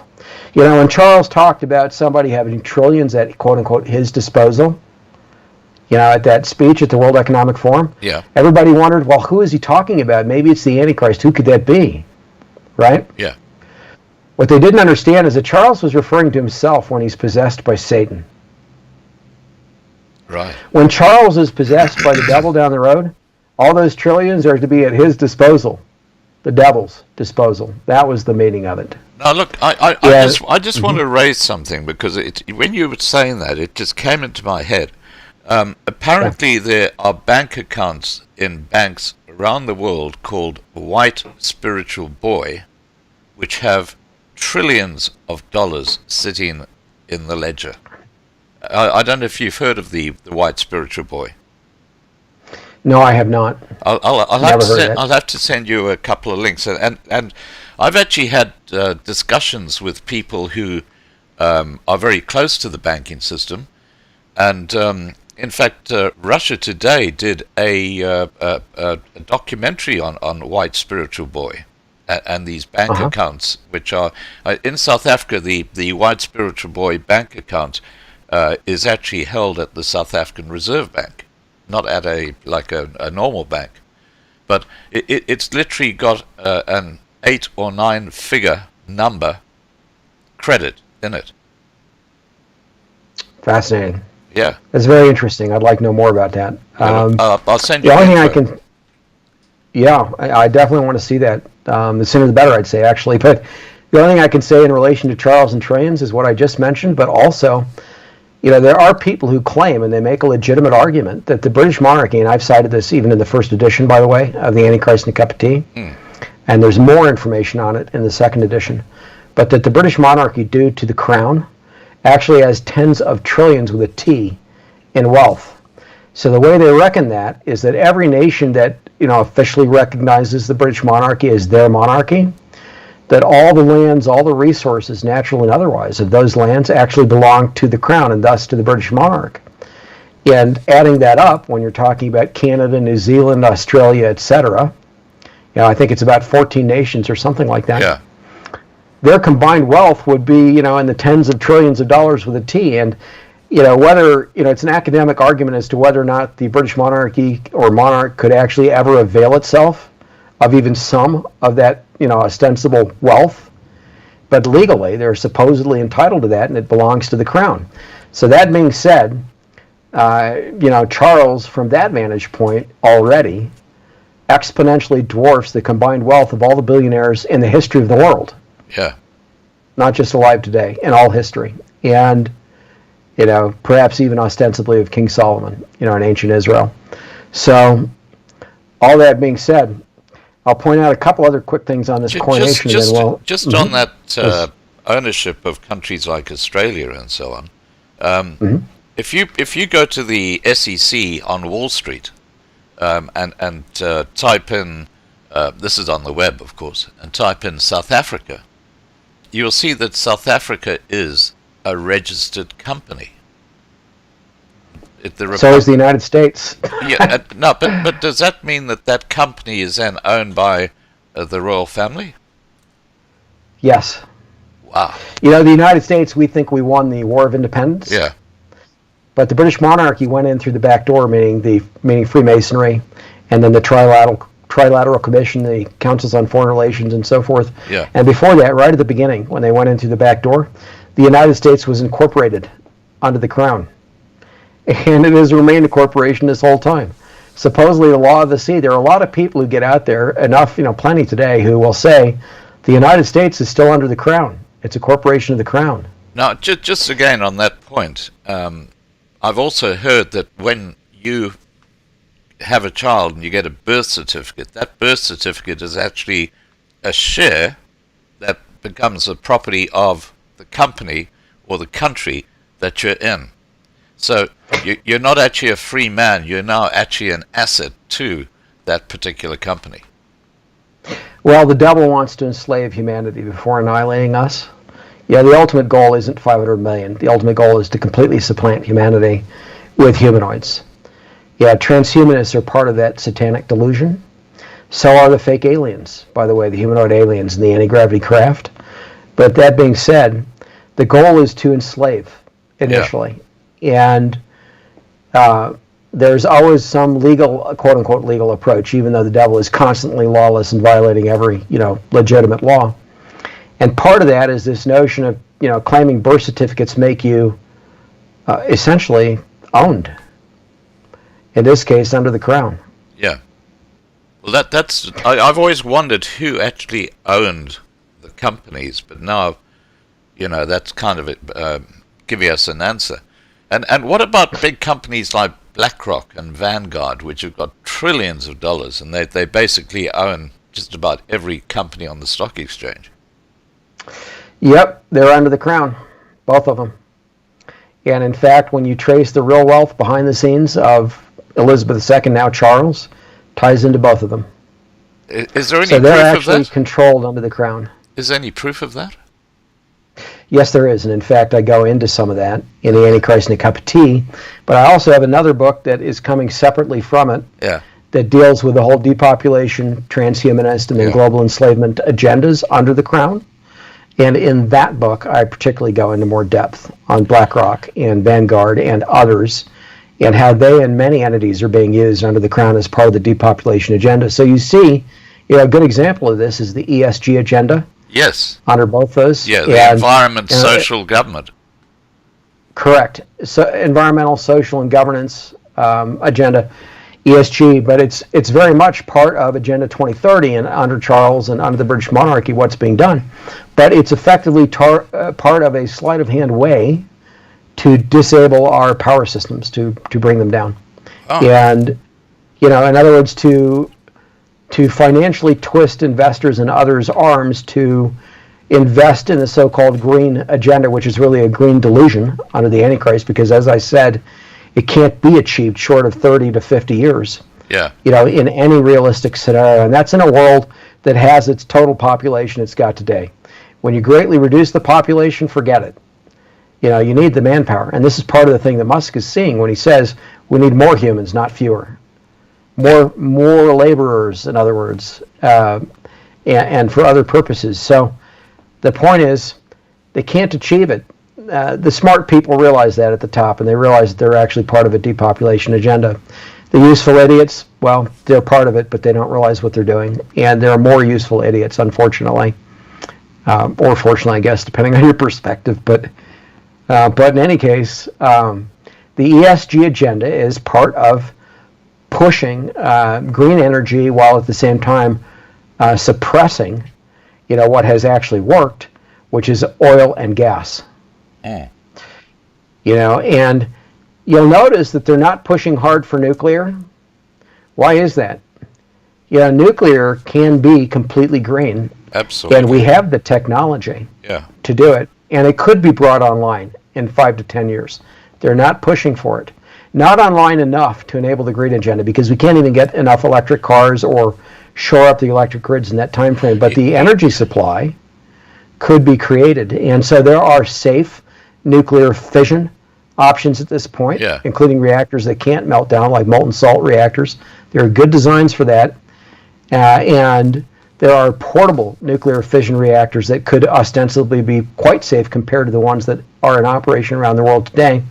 Then there are compact fusion reactors. And DARPA, a number of years ago, and others were working on this. I think it's Lockheed Martin. I'd have to go look it up. But some company, some defense contractor, has patents on nuclear fusion reactors that are compact, that could fit on the back of a semi-truck and power 80,000 homes. Wow. And those were supposed to be operational by 2019. They were supposed to be in the testing stage. Now, under Microsoft, and Microsoft is now contracted to, within 10 years, have not quite that compact, but nonetheless an operational fusion reactor powering, I don't remember what it is, the equivalent, 50,000 something I don't remember what it is, some large amount of electricity though. And they think they can realistically have that operational within a decade. So the world at large, however, is ignoring nuclear as an option other than perhaps China, which is pushing it intelligently so. So the point is, the things that can work, they're not pushing. The things that cannot work, they are pushing. Their real goal is death. It's not life. Yeah. Wow. Yeah. So the ESG agenda in reality is quite an evil one. Yeah. It's not what it sounds like on the surface. And it is possible to put pollution equipment in place, even on coal plants today, to make them almost completely clean. You know what I find? Almost non-polluting. Yeah. You know what I find really disturbing is the fact that when the media talk about people like Bill Gates and Elon Musk and George Soros, they always talk in the sort of phrase of philanthropists, people who are out there to help humanity and, support humanity and so on. But when you look at what they're doing, exactly the opposite is the case. And not only that, but if you look at the starvation that's taking place around the world, and they do absolutely nothing to support those people. It's such a conflict in the real nature of these people. Yep, saving humanity in reality is let's kill humanity. Yeah. To these people. And same thing with the devil here, inverting, Genesis 3:15 and portraying Charles the Antichrist as the savior figure. The whole world, all the stuff he's saying sounds really good on the surface, but when you actually think about it and look at the fruit of it, it's the fruit of death. And it's intentional. It's on purpose. So it's not accidental at all. The ultimate goal for the devil is multifaceted. It's one, to eliminate mankind as God made him. We're made in God's image. Not Tim. To completely, yep. The year 2030 seems to be a pivotal year in humanity, because that's when, according to Klaus Schwab, we will own nothing, but we will be happy. Now, what is the symbolism of 2030? Is there something you can build into that? Well, I tend to say the devil's not actually so smart as a lot of people think he is. He's looking at current events just like we are, and he is trying to discern the times. So a lot of Christians have this notion that Christ was crucified around, 30 AD, more or less, and that he's coming back 2,000 years later, more or less. And so they get this notion of his return around 2030, more or less. Yeah. And so I think the devil is looking at 2030 and saying, okay, well, that's probably a good year to have the whole agenda in place, and to push for that as a goal, so that we can be ready to make war against Christ and his angels at his return. But it's a pithy sounding agenda to the world, because the world is thinking Christ 2030. A lot of Christians are. That's not the correct time frame. It's close, but it's not correct.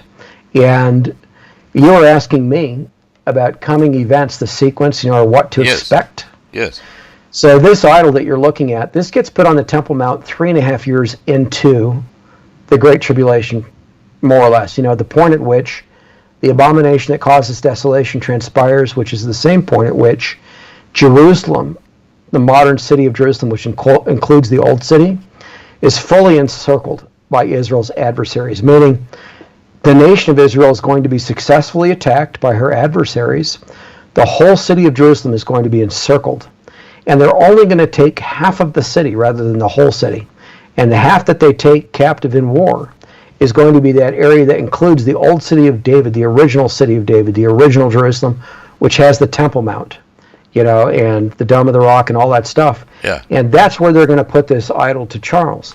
So that's 3.5 years in. Before that occurs, before we get there, sorry, actually I should have stayed where I was. Let me see if I can go in the right direction or not.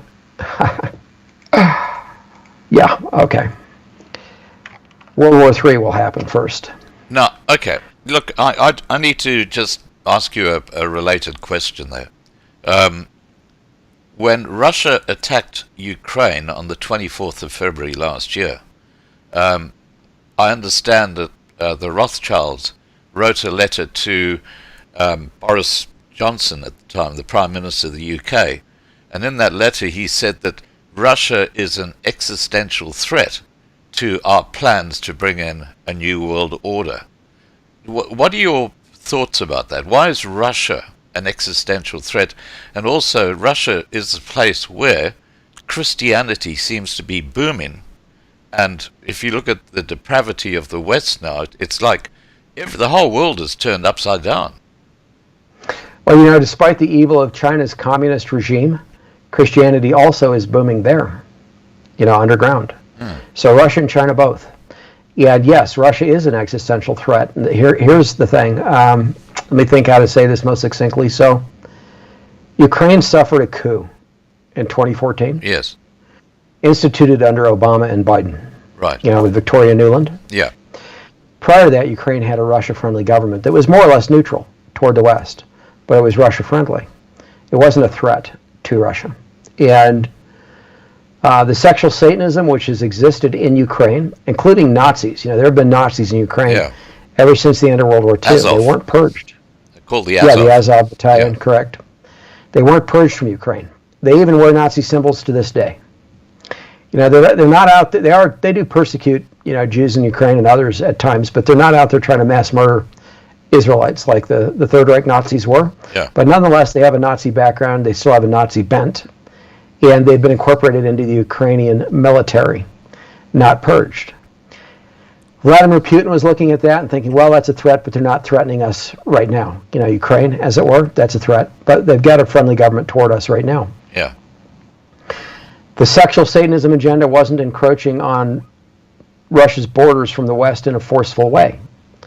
The United States betrayed every agreement it made with the former Soviet Union, with Russia, following the fall of the Berlin Wall. Russia engaged in good faith to turn toward a capitalist system and away from the communist regime, and to engage in commerce, to try to be successful as a capitalist country. Yeah. They engaged faithfully. In the meantime, the West went in, particularly into the United States, to try to steal all that it could, and to corrupt Russia through its already corrupt system, of oligarchs that were present even under communism, to further corrupt them and use them. And Putin, seeing all of this, eventually came to power, but he knows all that background. So here you have Ukraine. The U.S. implements a coup in it, and what are we doing? Fomenting more sexual Satanism in Ukraine, putting bioweapon labs in Ukraine, bringing NATO, right to the borders of Ukraine, of course, and then suggesting, well, Ukraine could become a part of NATO, even though Russia's declared from the start that that's a red line. You had that agreement which was signed where there was supposed to be no extension of NATO to the east of Germany, and that's been totally discarded. And even states or countries right up in the north, I think it's Finland and Latvia, I think they are NATO countries which are bordering Russia.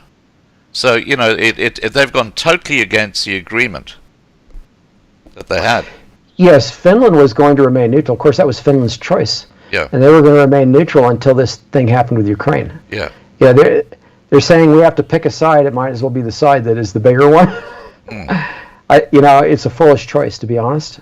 I'll come back to this, but Finland and Sweden both. They're still trying to get Sweden in. Turkey has been an impediment still, within NATO to that. But that being said, they're bringing NATO all the way to Russia's borders, which was the red line for Russia. Russia sees that, and reasonably so, as an existential threat, because nothing then prevents the United States from putting nuclear-tipped ballistic missiles in Ukraine, let alone someplace like Finland. Kind of like what they were doing to us in the Cuban Missile Crisis, right? And even before that, we had nuclear-tipped ballistic missiles somewhere where Russia didn't want us to have them. And Russia's response to that was to put missiles in Cuba. Yeah. Behind the scenes, the United States and Russia withdrew those missiles, or the Soviet Union, I should say, withdrew those missiles rather than go to World War III back in the 60s. But that being said, the United States has become a moral threat to Russia, and so has the UK and the other Western nations of the European Union, by pushing this sexual Satanism. So it isn't strictly a military threat, it is a moral one.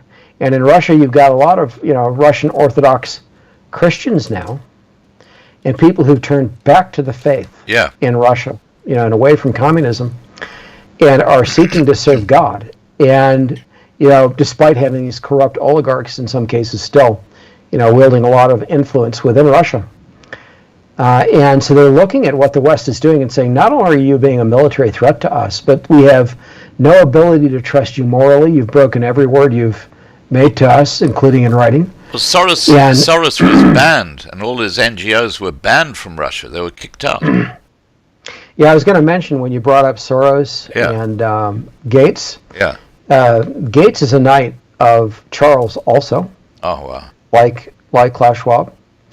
And Soros, the person who controls his business entities and a lot of what he's doing behind the scenes, the guy running the show under Soros, is a subject of Charles.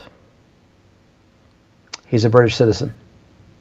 So, those things are all being orchestrated under Charles as well. Of course, Soros is a big player in the WEF too. What about this Noah Harari guy who's the advisor to Klaus Schwab? Because he seems to be a very sort of obnoxious, I know he's a queer, but I mean he seems to be a really obnoxious character. He when he talks, it's like, this is how it's going to be, it's my way or the highway. Yeah, the Lord talked about unbelieving Israelites becoming twice the children of hell, in some cases. Yuval Noah Harari is a perfect example of someone who's twice the child of hell. He's not very bright in reality. He's a professor in Israel. I consider him a stupid human being. Yeah. Intellectually and otherwise. If you read his children's books, about atheism and so forth, I mean, really, he's a stupid human being. Yeah. But that being said, he's the idiot that the WEF brings out to the public to parade the most radical imaginable ideas in terms of transhumanism and so forth. Basically, to take the temperature, of the world. What reaction are we going to get to this? Right. So this is all planned. It is. And so people like to call him the right-hand man of Klaus Schwab. Well, he's the right-hand idiot of Klaus Schwab, really. And, and a sodomite to boot on top of it. So he's a sexual Satanist, and he's an idiot. And he's a very evil man at his core. I can't find really a single positive thing to say about the guy, and I'm sorry, I wish I could. I hope that he comes to the Lord. The one positive thing I can say about somebody like that who's totally sold out to the devil is if he comes to the Lord, he's going to be totally sold out to God. And I pray that he does. So, because Israelites who come to know the Lord, too, are also, in a sense, twice the children of heaven, rather than twice the children of hell. Yeah. So they become radically saved, in other words. Now, bring us back to this World War III. I mean, what's going to bring it on? All right, so there are 4 horsemen in the apocalypse. I've identified Charles as the 4th horseman. And he's already, and let me be clear about this, Scott, Charles is already proven biblically to be the Antichrist. He has already fulfilled Revelation chapter 13, verse 18, which is the verse that calls Christians to do the identification. It no longer matters, therefore, whether he has a title or a name that calculates to 666. It's now completely irrelevant biblically. He's been identified as the Antichrist, and he has been since the 1980s, at the latest. There were some people talking about him as potentially the Antichrist in the 1970s, right after his investiture, in fact. So, but, I'm the guy God called to write the book, right, and to put all the evidence together in the Antichrist and cup of tea that people can get. From Prophecy, yes, by the way, and I'll point that out one time. We'll come back to that later on. But he is the Antichrist already. He's not yet writing as the 4th horseman, okay? Before he's doing that, and before his name is death, meaning before he's possessed by the devil, and before that idol is put on the Temple Mount, before there's a newly constructed holy place in Israel and all that, there are some things that happen under these other horsemen. So let's look at Revelation for a moment, and then I'll come back to this book and what we should be looking for. So in Revelation chapter 6, at the beginning of the chapter, is the first horseman, and then they're just in succession after that. So a lot of people have looked at Obama, right, and suggested that he might be the Antichrist. I'm sure you've heard that about Barack Obama. Right. Okay. And he's not the Antichrist. He's not the one who's going to be over a global government for 3.5 years. Yeah. But he is it appears, and Antichrist. Let me just, I guess, open this up rather than close things. Yeah. Get where I'm trying to go. So on my YouTube channel, I have a presentation I gave to a church in November of last year. Right. People can go to my channel. It's author Tim Cohen right here. Right. They can go to my playlist on the Foretold Antichrist right here. Go to the View Full playlist. Mm-hmm. Go to the thumbnail that has a blue horse, which is blue for the Denver International Airport horse, this one right here. Right. Watch this presentation. In this one, I identify the first and third horsemen and their horses from Revelation chapter 6. So that white horse from the first seal is actually associated with Obama and Biden. It actually is. Now, what happens if Biden dies? I mean, or Charles dies? I mean, what happens then? Or won't he? I mean, will he just... Because Charles is 74. Yeah, the white horse is really Obama. Okay. But it was the Obama-Biden administration. Now it's the Biden-Obama administration. Yeah. Not the Biden-Harris one. Obama is actually in his third term behind the scenes. He's the lunatic who is pulling the strings for the Obama-Harris administration, so-called. I thought so. I got that feeling that Obama was involved there somehow. Yep, and Victoria Nuland, Susan Rice. Yeah. Other holdovers from the Obama-Biden administration. They're the ones running the show under Obama behind the scenes. Okay, just on that political situation in America, what happened in 2016 when Donald Trump actually became president? Was that an unfortunate reality for their plans? Because they seemed to go after him like a headless chook, with all these court cases, and now they're trying to, stop him rerunning in 2024. They're using the courts. Is he the nemesis of this whole agenda? Well, he is a nemesis. He's a major one. He's not on board with the globalists at all on what they're doing.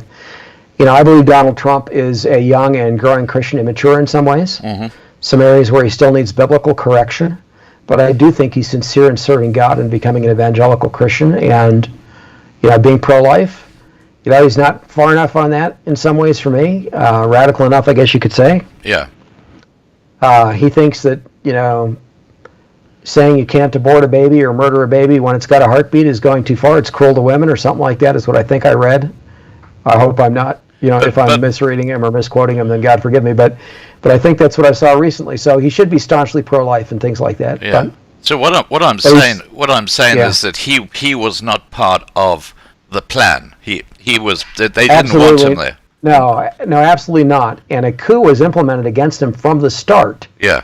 Even before he entered office, the whole Russia collusion thing was a hoax from the start. I was saying that from the beginning. Yeah. From the very start, I was posting that on social media, Facebook and so forth, and getting kicked off Facebook multiple times and for YouTube? Pointing out the truth and the real evidence. Have you been kicked off YouTube before? No, I never dealt with it on YouTube. I created my YouTube channel later. Yeah. But it happened several times on Facebook, and I still post on it. But I've mostly migrated to different platforms because of Facebook's censorship. Yeah. And it's lying against the truth, basically. Yeah. So that being said, a lot of people think that was all just Hillary Clinton, right? Yeah. Her and her minions, implementing that coup against Trump. It was not. It was the deep state under Hillary Clinton. But you're talking about the CIA, not just the FBI and the DOJ. And DARPA. But particularly the CIA. And the CIA is tied in with MI5 and MI6 under Charles. Oh, wow. And the media coup against Charles wasn't implemented from the U.S. It was implemented out of the U.K. against, using our media here. So it's all ultimately being controlled from U.K. under Charles. And it's been that way the whole time. The whole coup against Trump was implemented under Charles. Now, Charles had a really embarrassing moment when he was a much younger man. I think he was married to Princess Diana at the time, where there was a leaked phone call where he referred to, or said to Camilla, "I wish I could be a tampon," and be your tampon, and right. That was all over the news at the time. How could something like that, which is so damaging, happen to someone who is going to be the Antichrist, is my question, because that kind of really blows his reputation. Nobody cares about his reputation at the top. They care about him serving the devil and being a sexual Satanist like they are. And just talking about that as well, I see now they're trying to get rid of pedophilia. They're trying to now suggest that kids can be sexualized by adults without any penalty. This is where they're going in the UK and other countries now. Well, yes, and you must be familiar with Charles' friendship with Jimmy Savile. Yes, absolutely. And a priest of the Anglican Protestant Church, both of whom are sexual Satanists, heavy pedophiles. Savile may have even been a child murderer, but he was certainly a child rapist. And Charles took counsel from this man and was friends with him for decades, and also with that priest. Yeah. And, there are claims of Charles engaging in such conduct. He's been, first-hand account of him engaged in homosexual conduct from Diana and others, people who worked for him. So Charles is a sexual Satanist himself. He's a sodomite, besides, being interested in women. And he's right up the alley of the globalists, if you want to put it that way, who at the top are Satanists. Yeah. So they're not asking, here's the point I guess I want to make. There's no vote at the top. Nobody voted the WEF, for example, into power. Nobody voted the United Nations into power, right? Well, even the European Union, the bureaucrats there aren't voted in. They just somehow land up with these top jobs. Right, and our elections aren't free elections. They choose the candidates. Trump was an exception. They never thought that he would succeed in what he did.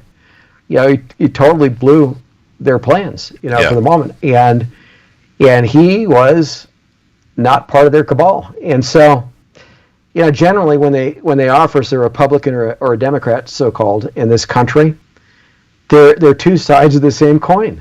Yeah, absolutely. At the end of the day, they're pursuing the same agendas. Yeah. Despite their words.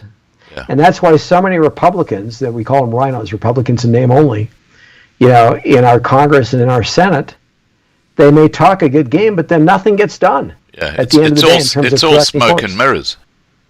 Yes. Now look, so we've been going for nearly 2 hours, and I'm loving this discussion. We're going to have another live stream, but I will have to wrap this up shortly. But all right. Just because if it gets too long, people won't watch. Yep. Let me share a couple things, and just to wrap up, to make sure I've at least answered the things that you were wanting to ask. And then I've got a few questions from people here for you. But back to you. Okay. Yep. So the first and third horsemen, you can see their identities in that video I showed on my YouTube channel with a blue horse, Lucifer. Okay. Mm-hmm. I've got a coming book on the four horsemen of the apocalypse, not mentioned on my publisher site, which is prophecyhouse.com. I'll show the site in a minute. Right. Not mentioned a coming book on the four horsemen. That in that book, I don't go into any detail really on the second or fourth horseman, because I have separate books on them. Yeah. But I cover the four horsemen from the standpoint of history and a lot of things biblically that tie into the four horsemen. And then I identify those other two horsemen in that book and their horses. This book that you're looking at on your screen has to do with the second horseman of the apocalypse, the fiery red horse. So North Korea uses that horse. It's a fiery red Pegasus that comes out of Asian mythology as its national symbol. It overlooks downtown Pyongyang, in fact, as a statue. Right. And it's on their currency. They've named armaments, tanks, torpedoes, boats, different weapon systems. Yeah. After this horse, which they call Kanama or Kolima, out of Asian mythology. It's the same horse as this fiery red Pegasus that, Magnolia Oil Corporation used historically, that became Mobil Oil, and then ExxonMobil that they use for themselves. It's the same horse. So the United States has, an antithesis to it. North Korea has it as its national symbol.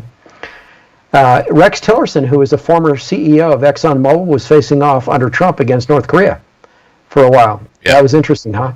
Yeah. He was representing the fiery red horse of the United States. Rex Tillerson was. Yeah. Facing off against North Korea. We, in the Korean War, had the Red Horse Brigades, which stands for Rapid Engineering Deployment, and I forget the rest of the acronym. It's very awkward. But the United States and NATO at that time, what became NATO, understood that this was the symbol of North Korea. So we kind of put it in their face And we called these engineering brigades that were facing off against them, which were critical brigades, the Red Horse Brigades, facing off against North Korea. And people had a Red Horse Brigade patch, the servicemen who served in those, with a red horse on the patch, a horse's head. So the point is, in this book, I've identified how World War III is going to transpire. And by the way, this was published in 2018. I began writing it around 2007, because I already knew these things back then. And I pointed out in this book that Russia was going to invade Ukraine. So the war happened years after I wrote about it. And what comes next is also already in this book.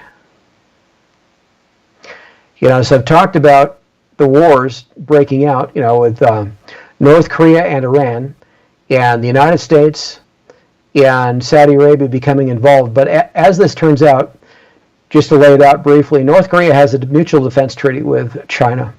North Korea, if you will, is the head of the Chinese Red Dragon, and China uses a horse's head on its Red Dragon. It's this horse from Kolyma. Most people don't know that. So in a sense, North Korea is the dog that will wag the tail, or the horse that will wag or pull the Chinese dragon to war. At the same time, China may go to war against Taiwan.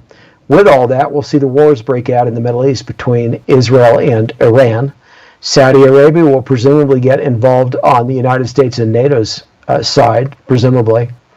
But the point is, we'll see wars break out involving India and Pakistan, obviously the United States, North Korea, Iran, NATO, China, Japan, South Korea, Russia, of course. And today we see Russia allying with North Korea and China and Iran, all three. Because Iran and North Korea have provided some munitions and weapons to Russia already. Russia has sought support from China also. North Korea has offered to give 100,000 troops as mercenaries to Russia in the war against Ukraine. So we also have China, aligning historically with North Korea and Iran and being part of, along with Russia, the nation that gave ballistic missile technology to them, as well as Pakistan historically, and some nuclear weapons related technologies. So we're going to see World War III break out very quickly when wars transpire, starting with North Korea and Iran. That's the order in which I think it will happen. It could go in the opposite direction. In other words, we could see China go after Taiwan, and then North Korea and Iran decide, well, the United States is distracted, so let's go after, South Korea and Israel, yada, yada. So the sequence that I envision in this book is the wars breaking out initially with North Korea and Iran, and then China going after Taiwan when we're distracted, in the Middle East and elsewhere in Asia, and it quickly devolving into World War III, and then, of course, ultimately India and Pakistan presumably going to war against one another as well. If it'll go down that way, or if it'll fully extend that way before we get to the fourth seal of the apocalypse, remains to be seen. Maybe it'll, calm down for a while and then escalate after Charles is riding as the fourth horseman. But essentially it starts under the second seal of the apocalypse, beginning, I think, with North Korea because of the symbolism of that fiery red horse. And of course, energy is implied to be involved because of the connection to ExxonMobil as well.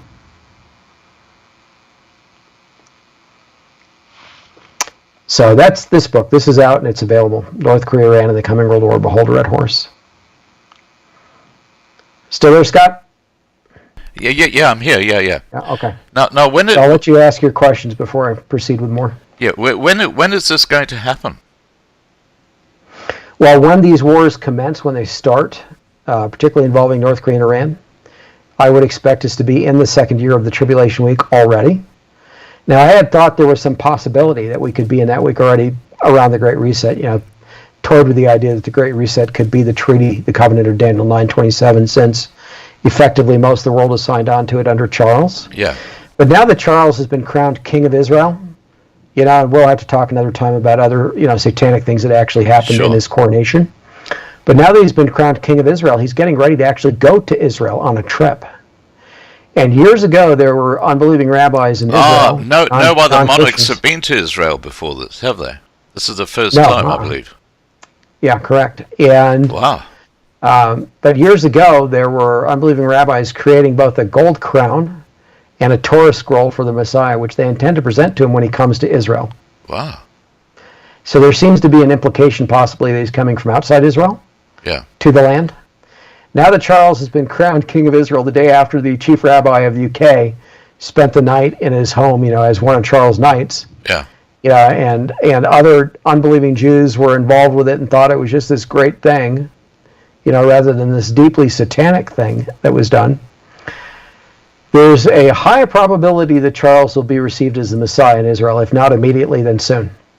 And meanwhile, since there is a king claiming to sit on David's throne, quite soon they'll be looking at 5 red heifers in Israel that came from Texas. Yes, I heard about that. As they reach 2 years and a day and age each, they'll be re-inspected when they reach that age, each one of them in turn. And if just one of them turns out to still be completely quote-unquote red, when they inspect literally every hair on the animal, they will turn the thing to ashes and immediately proceed to push within Israel, the rabbinic community will, for building a new holy place with an altar for sacrifice. And they may even start the sacrifice before that on an altar, but they'll push for the reconstruction of a holy place, etc., and they'll look to crown the Messiah. And that'll happen themselves potentially. That'll be the but third, to acknowledge him as Messiah, whether they crown him or not. Yeah, that'll be the third holy place built, which is talked about in the Bible. Well, it's not completely clear from Scripture if it's a full-blown temple or just a holy place with an inner court and an outer court. From Revelation 11, that's not completely clear. It is completely clear from Ezekiel chapters 40 to 44 in the Old Testament that there will be a full-blown temple in the millennial kingdom. So there'll be this temporary thing that I presume God will destroy in connection with the events surrounding Armageddon atop the Temple Mount. And then there'll be this fourth, we can call it a temple, and whether it's full-blown or not is not clear, but a fourth temple in the millennial kingdom. What does have to be constructed minimally to satisfy biblical requirements now is a holy place with an inner court and an outer court that can be quote-unquote measured off. So in other words, outside the inner court is an outer court for the Gentiles that they will trample underfoot, per Revelation 11, throughout that period of the Great Tribulation, which is the same time frame in which, the same period in which the two witnesses will be witnessing and tormenting the world, kind of like Moses and Aharon did before the Exodus from Egypt, only for 3.5 years and globally, not just the nation of Egypt. And then also that same period in which Charles will be over global government as the Antichrist, and throughout that period actually be possessed by Satan himself. So Charles, when he's looking at that idol on the Temple Mount, that has his face when he's possessed by the devil will be looking out through Charles' eyes. So it won't be Charles; it'll be Satan. Yeah, it's like the devil will be looking at the Antichrist. In this case, will be looking at that idol, showing himself as the devil, that he is quote-unquote God, because he's there on the Temple Mount, looking at his own face, since he's wearing Charles' face at that point when he's possessing him. So, that's coming. So the sequence that I'm anticipating, and I'm not sure that we're in the tribulation week yet. I think we're probably not. But when we see the wars break out with North Korea and Iran, we know we're already in the second year. Prior to that, there will be a covenant or a treaty that Charles is over, that he is imposing through the world. He's enforcing it and imposing it behind the scenes. It's not clear if it'll be obvious to the world that he's doing that right away, but he will be, and it'll be imposed upon both Israel and the so-called Palestinians. That could easily be something like a false peace treaty, that he comes in as someone who's loved by all, meaning the Muslims and the Israelites, the unbelieving Israelites, and works out the false peace treaty between them, and as the fake Messiah for Israel. And by the way, Charles doesn't just claim descent from King David, officially. He also claims descent from Muhammad, the same lineage, the Hashemite lineage. As Jordan's King Hussein, as Iraq's former Saddam Hussein, he's of the same lineage, descended from Muhammad. And through the occult Merovingian lineage, claims descent from Jesus Christ. Falsely, fraudulently, but it's a claim that they make. So he's equipped to do all that.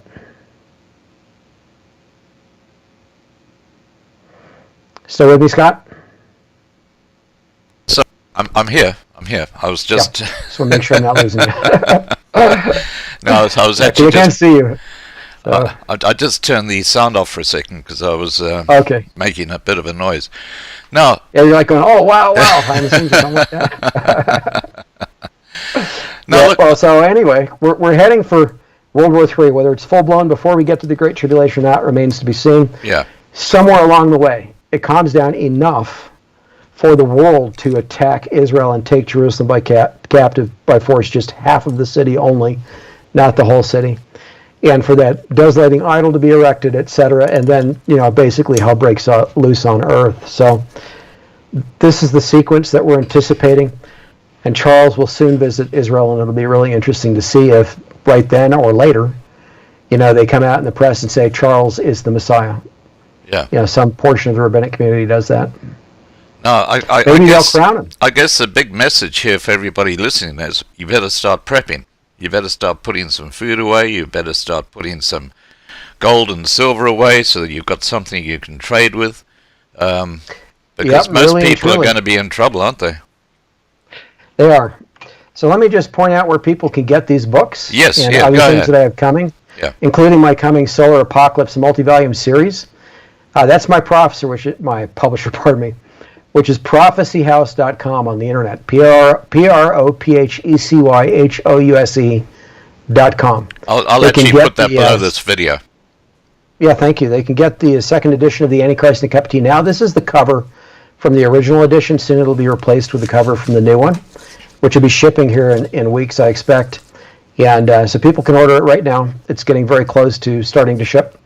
This they can get right now. It's already shipping North Korea, Iran, and the coming World War. It'll give them a good idea of what's about to transpire in terms of World War III, and a lot of reason to, like you said, start prepping. And then those who want to know the real information on quote-unquote aliens, this series won't be published until sometime next year, probably latter half of next year. Right. Gives the real information and hard evidence. And if you ever want to do an interview on this, Scott, we can do that too. But I've got a 5-hour one up here on, and I'll have to mute this as soon as I start it in case you hear audio, but just to point it out. This is a 5-hour interview I did in which I show actual examples of creatures on Mars, on the moon, our moon, and on comets and asteroids, including a real-life, actual reptilian titan sticking its head out of the side of a comet. Wow. That's a reptile's head. It's about 30 feet in diameter. Wow. And it's a small one. I give evidence of this, but in the series itself, I show that actual titans, kaiju-type creatures, like you find in Asian mythology, really existed historically after Noah's flood. They were part of the abominable chimeras that the Nephilim were creating on Earth and seeding to Earth, as well as off Earth right before Noah's flood and after mankind's fall, shortly after they came into existence themselves. They were trying to remake life on Earth in their own image as hybrids to destroy basically what God made, and also to try to be their own gods over their own worlds in a wicked sense. Yeah, yeah. So, yes, people can see that. It's 5 hours. I show hundreds of examples in just this one interview. I actually have tens of thousands. And I'll be showing very, very stunning examples with teeth, eyes. Yeah. Eating, in the process of eating. Now look, I've got to ask you this question before we go to the questions that we've received. And the question is, did man actually walk on the moon? Yes. We also faked it. That's what I meant. Because apparently that was faked. Yes, it was faked. And maybe I shouldn't have closed that as quickly as I did. But it was, in fact, faked. I talk a little bit about it, I think, in here. But in the Solar Apocalypse series, I go into quite a bit of detail on it. So NASA and the CIA and others were involved in faking the entire thing at the beginning in case we failed to actually go to the moon, so as not to lose face against the Soviet Union and Russia, in essence. And then we actually succeeded in going. So somewhere along the way, some of the fake images and footage got mixed in with the real stuff and released to the public, nobody knowing the difference. And by the way, I'll go back to this for just a moment.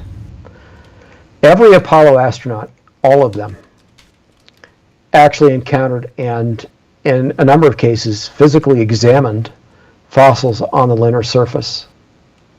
And I show a photo in here of one of them, photographed by an Apollo astronaut, right here. Yeah. Just feet away from the thing. You're looking at a claw there in the bottom center almost, where you can see the 5 digits and the forearm. Going back to the shoulder and then part of the neck, where you can see basically all of the neck on one side. And I'll just circle it to make it easier and enlarge it here so everybody can see it. Well, if it lets me, I'll do full screen here. Are you still seeing it? Yep. Okay. So this is part of the leg. This is the paw, just like a paw of a creature on Earth, 5 digits. Yeah. Shoulder, neck. Here's the eye, the nose, the mouth right here. You can actually see the line for the mouth. The lower jaw right here. Yeah. This is a creature emerging from the lunar surface after the moon was struck, and it died right there. It fossilized in place. So our moon, as I point out in that series, had a liquid water ocean and a thick atmosphere before Noah's flood on Earth. Now, there's a question I have for you, and yes. It's basically to do with how man could get to the moon, because there's a belt that runs around the Earth. I think it's called the Van Allen belt, which is the radiation there is incredibly intense, and it's a reality. It's out there. It's just out there, and people are questioning how that little lunar craft that they took out to the moon could go through, and the people inside could survive the radiation going through that particular part of space. Yeah, so I'll make a few points in terms of the modern space program and then what happened before the flood. So if you're talking modern rocketry and like the Apollo era lunar capsules and so forth, yeah, they had a gold foil, a fairly thin foil, but nonetheless pure gold, that was encasing the astronauts completely inside the capsule, and the door was closed. Mm-hmm. And then they had that thick glass for the window and other shielding in it chemically. But in terms of the thin outer shell, of the capsule, under it, they had this gold foil, which was enough to allow them to avoid enough of the radiation to actually make it through that belt without suffering any serious harm. They weren't in that belt for a lengthy period of time, on the way to the moon. But that gold foil, gold is a very good insulator against radiation, like lead, only better. Yeah. And though it was thin, it was just enough to prevent any serious harm to the astronauts, going and coming back from the lunar surface. And in terms of the real space program behind the scenes that we and some other nations have, and what actually existed before Noah's flood, which were not chemical rockets, they had anti-gravity craft, similar to the UFOs that we see today. Yeah. They had those almost from the beginning. You know and what? We have them now. I think we should wrap this one up and have another live stream talking about this stuff, because I'll just say one. There's so much we can talk about, and I just don't want to make this one too long. I'm going to give you these. One quick point on the craft. Yeah. The craft, when they're in operation, have an anti-gravity bubble around them, a space-time bubble, that literally doesn't allow any radiation to penetrate from outside. Wow. They're completely insulated from physical reality outside the craft almost. Yeah, and so that's even from gravity outside the craft. They're completely not experiencing it inside the craft. So that's a discussion for another day, but there are no radiation issues inside the craft. Now look, I'm going to send you some links to this white spiritual boy after this live stream. I think you'll find that really interesting. That's that bank account with huge amounts of money. But I've got 4 questions for you here that I've picked up from the side chat. Sure. Now, Melina said, does that mean that Charles will live forever till he, as Satan, is cast into the fire? No. He's alive only till the Lord has his angel cast both the Antichrist and the false prophet into the lake of fire. And we read about that at the end of Revelation chapter 19. Right. Yeah, so Charles is just a human being who's going to be possessed by the devil for a lengthy period of time, 3.5 years, and then, effectively lead anti-Christian mankind against Christ and his angels at Armageddon, with Satan and the fallen angels on the Antichrist side, all engaging in a brief warfare. Christ will annihilate them quickly. But the Antichrist will be cast down to hell at that time. Charles will be killed at that time permanently. Yeah. Although he'll suffer in hell, his soul will for eternity. He'll roast. Absolutely. Henry says, all these people you're talking of, they will all pass away in the next 5 years. I guess he's talking about Charles and people like that. I think he's talking about their age. Yeah, so 2 points. One is Charles' parents both lived to be 20 years older, more than 20 years older than he currently is. Yeah. Charles was born November 14th of 1948, so he's now 70. 74. What is he now? 74, thank you. Yeah, and so he potentially, in terms of his lifespan, has decades to go. Yeah. Potentially, and probably well over a decade in terms of mental acuity, at least. His mother was sharp all the way to the end mentally. Yeah. Same thing with his father, Prince Philip. So age isn't a good argument to say that it has to happen within 5 years or that kind of thing, or even 10 years, for that matter. I do think it's a good argument to say it has to happen soon, however. The second point is there are people who have this notion that the Antichrist has to be young because they think Christ began his ministry at the age of 30, and in their minds, therefore, the Antichrist must start at the age of 30. That's not correct. So when Scripture says Christ began his ministry at about 30 years of age, that word that's translated about in the Greek text is literally as if. In other words, as if 30 years of age. So that was the expectation that someone, would normally start their ministry at about 30 years of age. But it also suggests that maybe he wasn't 30. And then elsewhere in the Gospels, they say to Christ, you are not yet 50 years old, and have you seen Abraham?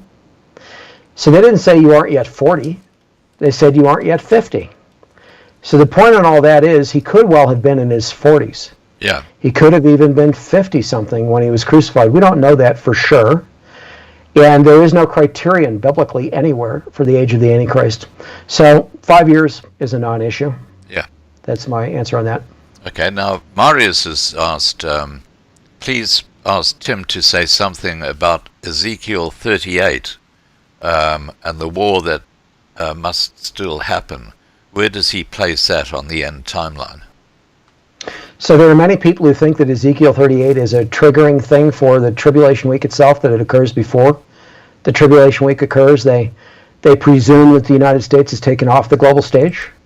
Those are both incorrect views. And I'll point out from Scripture provably how they're incorrect very briefly.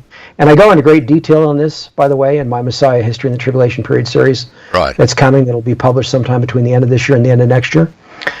But in Ezekiel 38, which goes with chapter 39, right after the invasion from Gog and Magog and their hordes, which include Iran, like Persia, include Togarmah, which ostensibly is Turkey, include Gomer, which is probably Germany.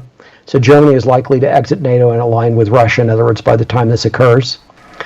Same thing with Turkey. So NATO will be broken up. It'll be different from what it is now, or it won't exist. At any rate, when this invasion occurs, the way that it's ended, is not just through destruction, but the Lord calls the birds of prey to come down and eat the flesh of the slain.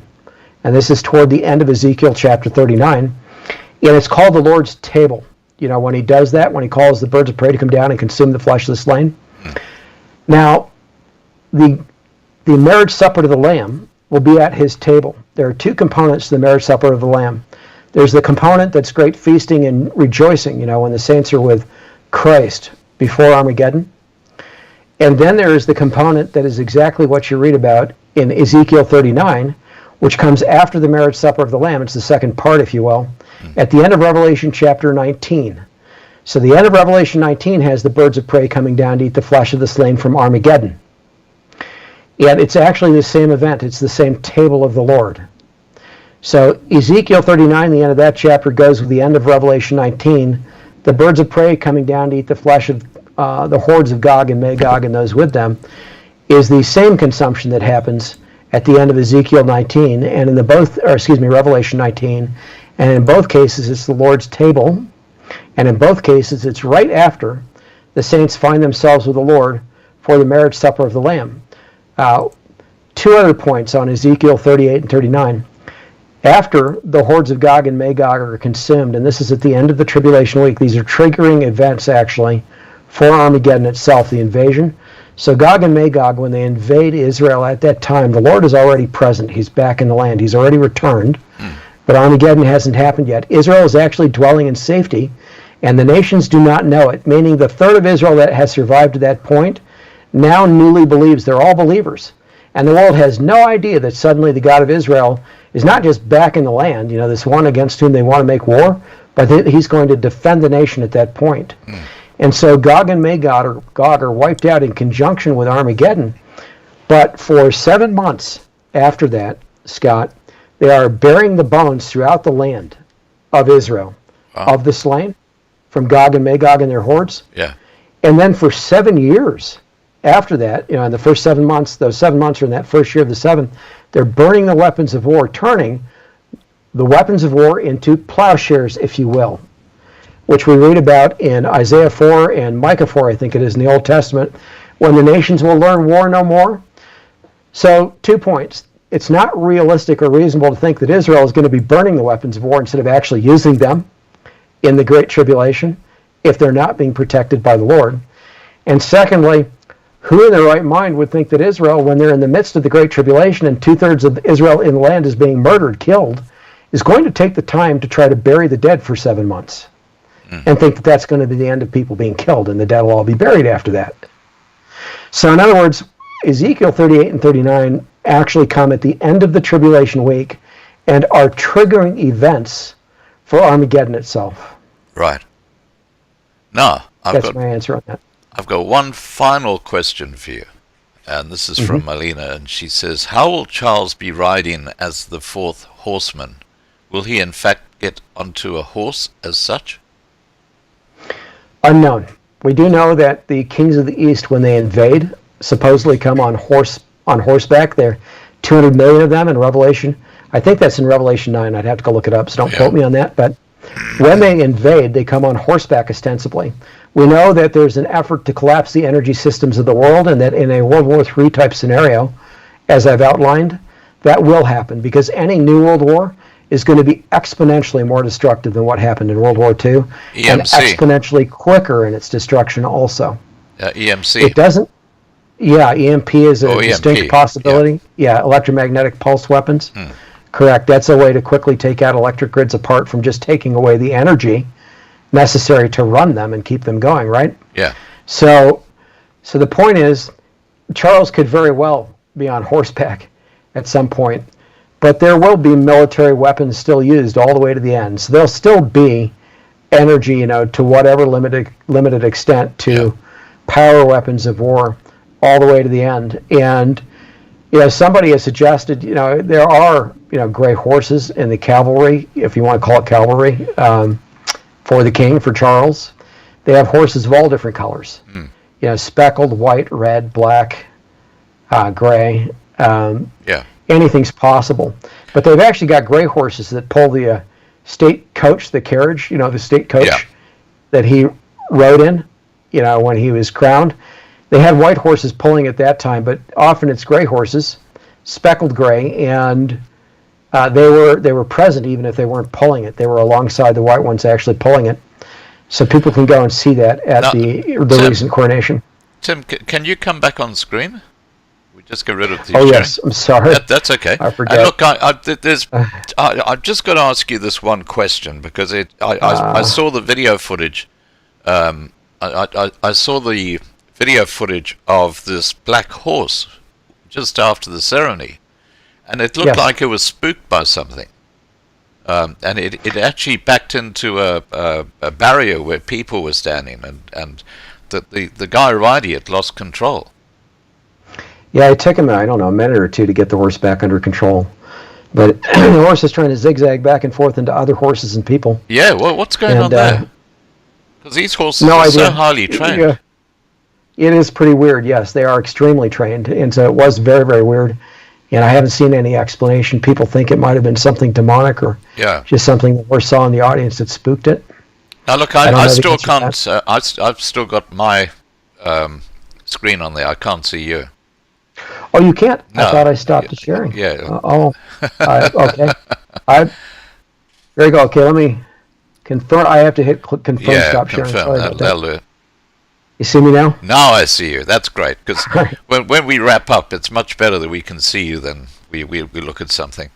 Now, oh, yes. Tim, I want to thank you so much for joining us tonight. And I've got to say that there are a few things that you said that I found a little bit extreme, but hey, I mean, who knows? But most of what you said makes absolute sense to me, and I really thank you for sharing your knowledge, and obviously you've done a huge amount of research in this, and you're obviously a very smart guy, thank you so much for being on Loving Life TV, and I'll ask Marlena to get you back on again so we can do another one.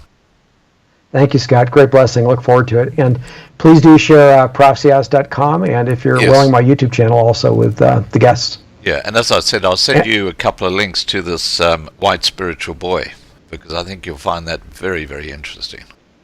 Yes, thank you. If you would send me a link to this interview as well, wherever you've posted it, so I can share it. Absolutely. I'll put it up on Loving Life TV, because I do all my live streams on YouTube, but I copy them and put them up on Loving Life TV because of the old censorship issues, and yes, this way we have continuity. Alrighty, take care and have a great evening. All right, blessings. Thank you, Scott. Shalom. Okay, bye for now. Bye. Alright, guys, that was Tim Cohen, and wow, what an interesting character. I mean, he's written a lot of books, and he obviously is a smart fella, and it'll be fun to have him back to take us through what he believes is happening in different areas. I'm going to go out with, I know Marius is watching, so I'll go out with Hier Bly Ek Boer. Have a great evening, everybody, and thank you to the mods for looking after the side chat.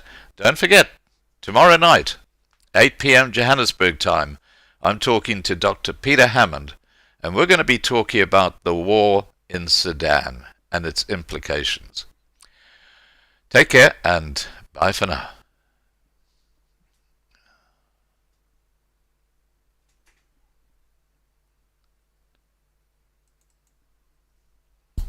Meer as 61,000 van ons voorvaders het op die grens vir ons gesterwe, sodat ons vry kan wees. Die is my land, die is my reg, hier is ek boer.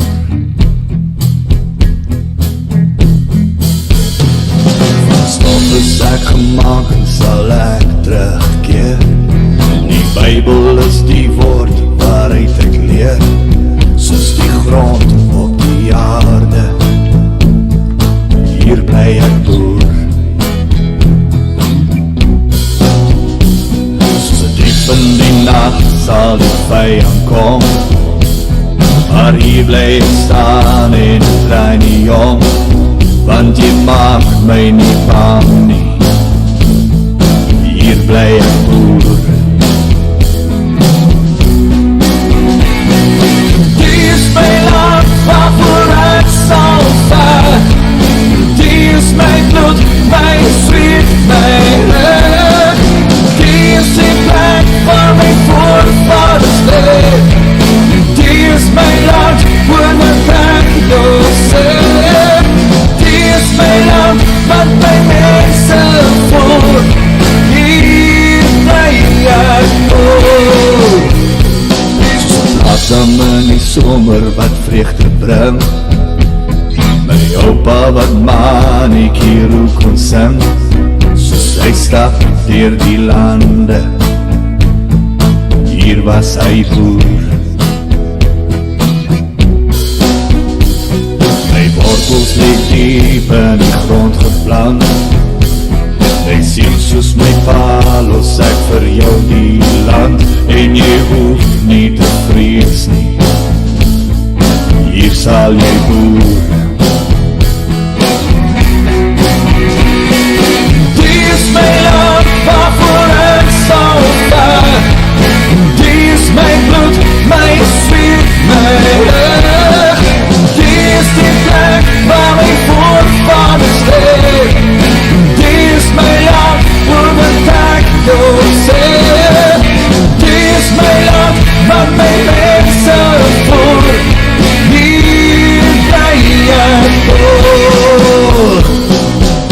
Salcom.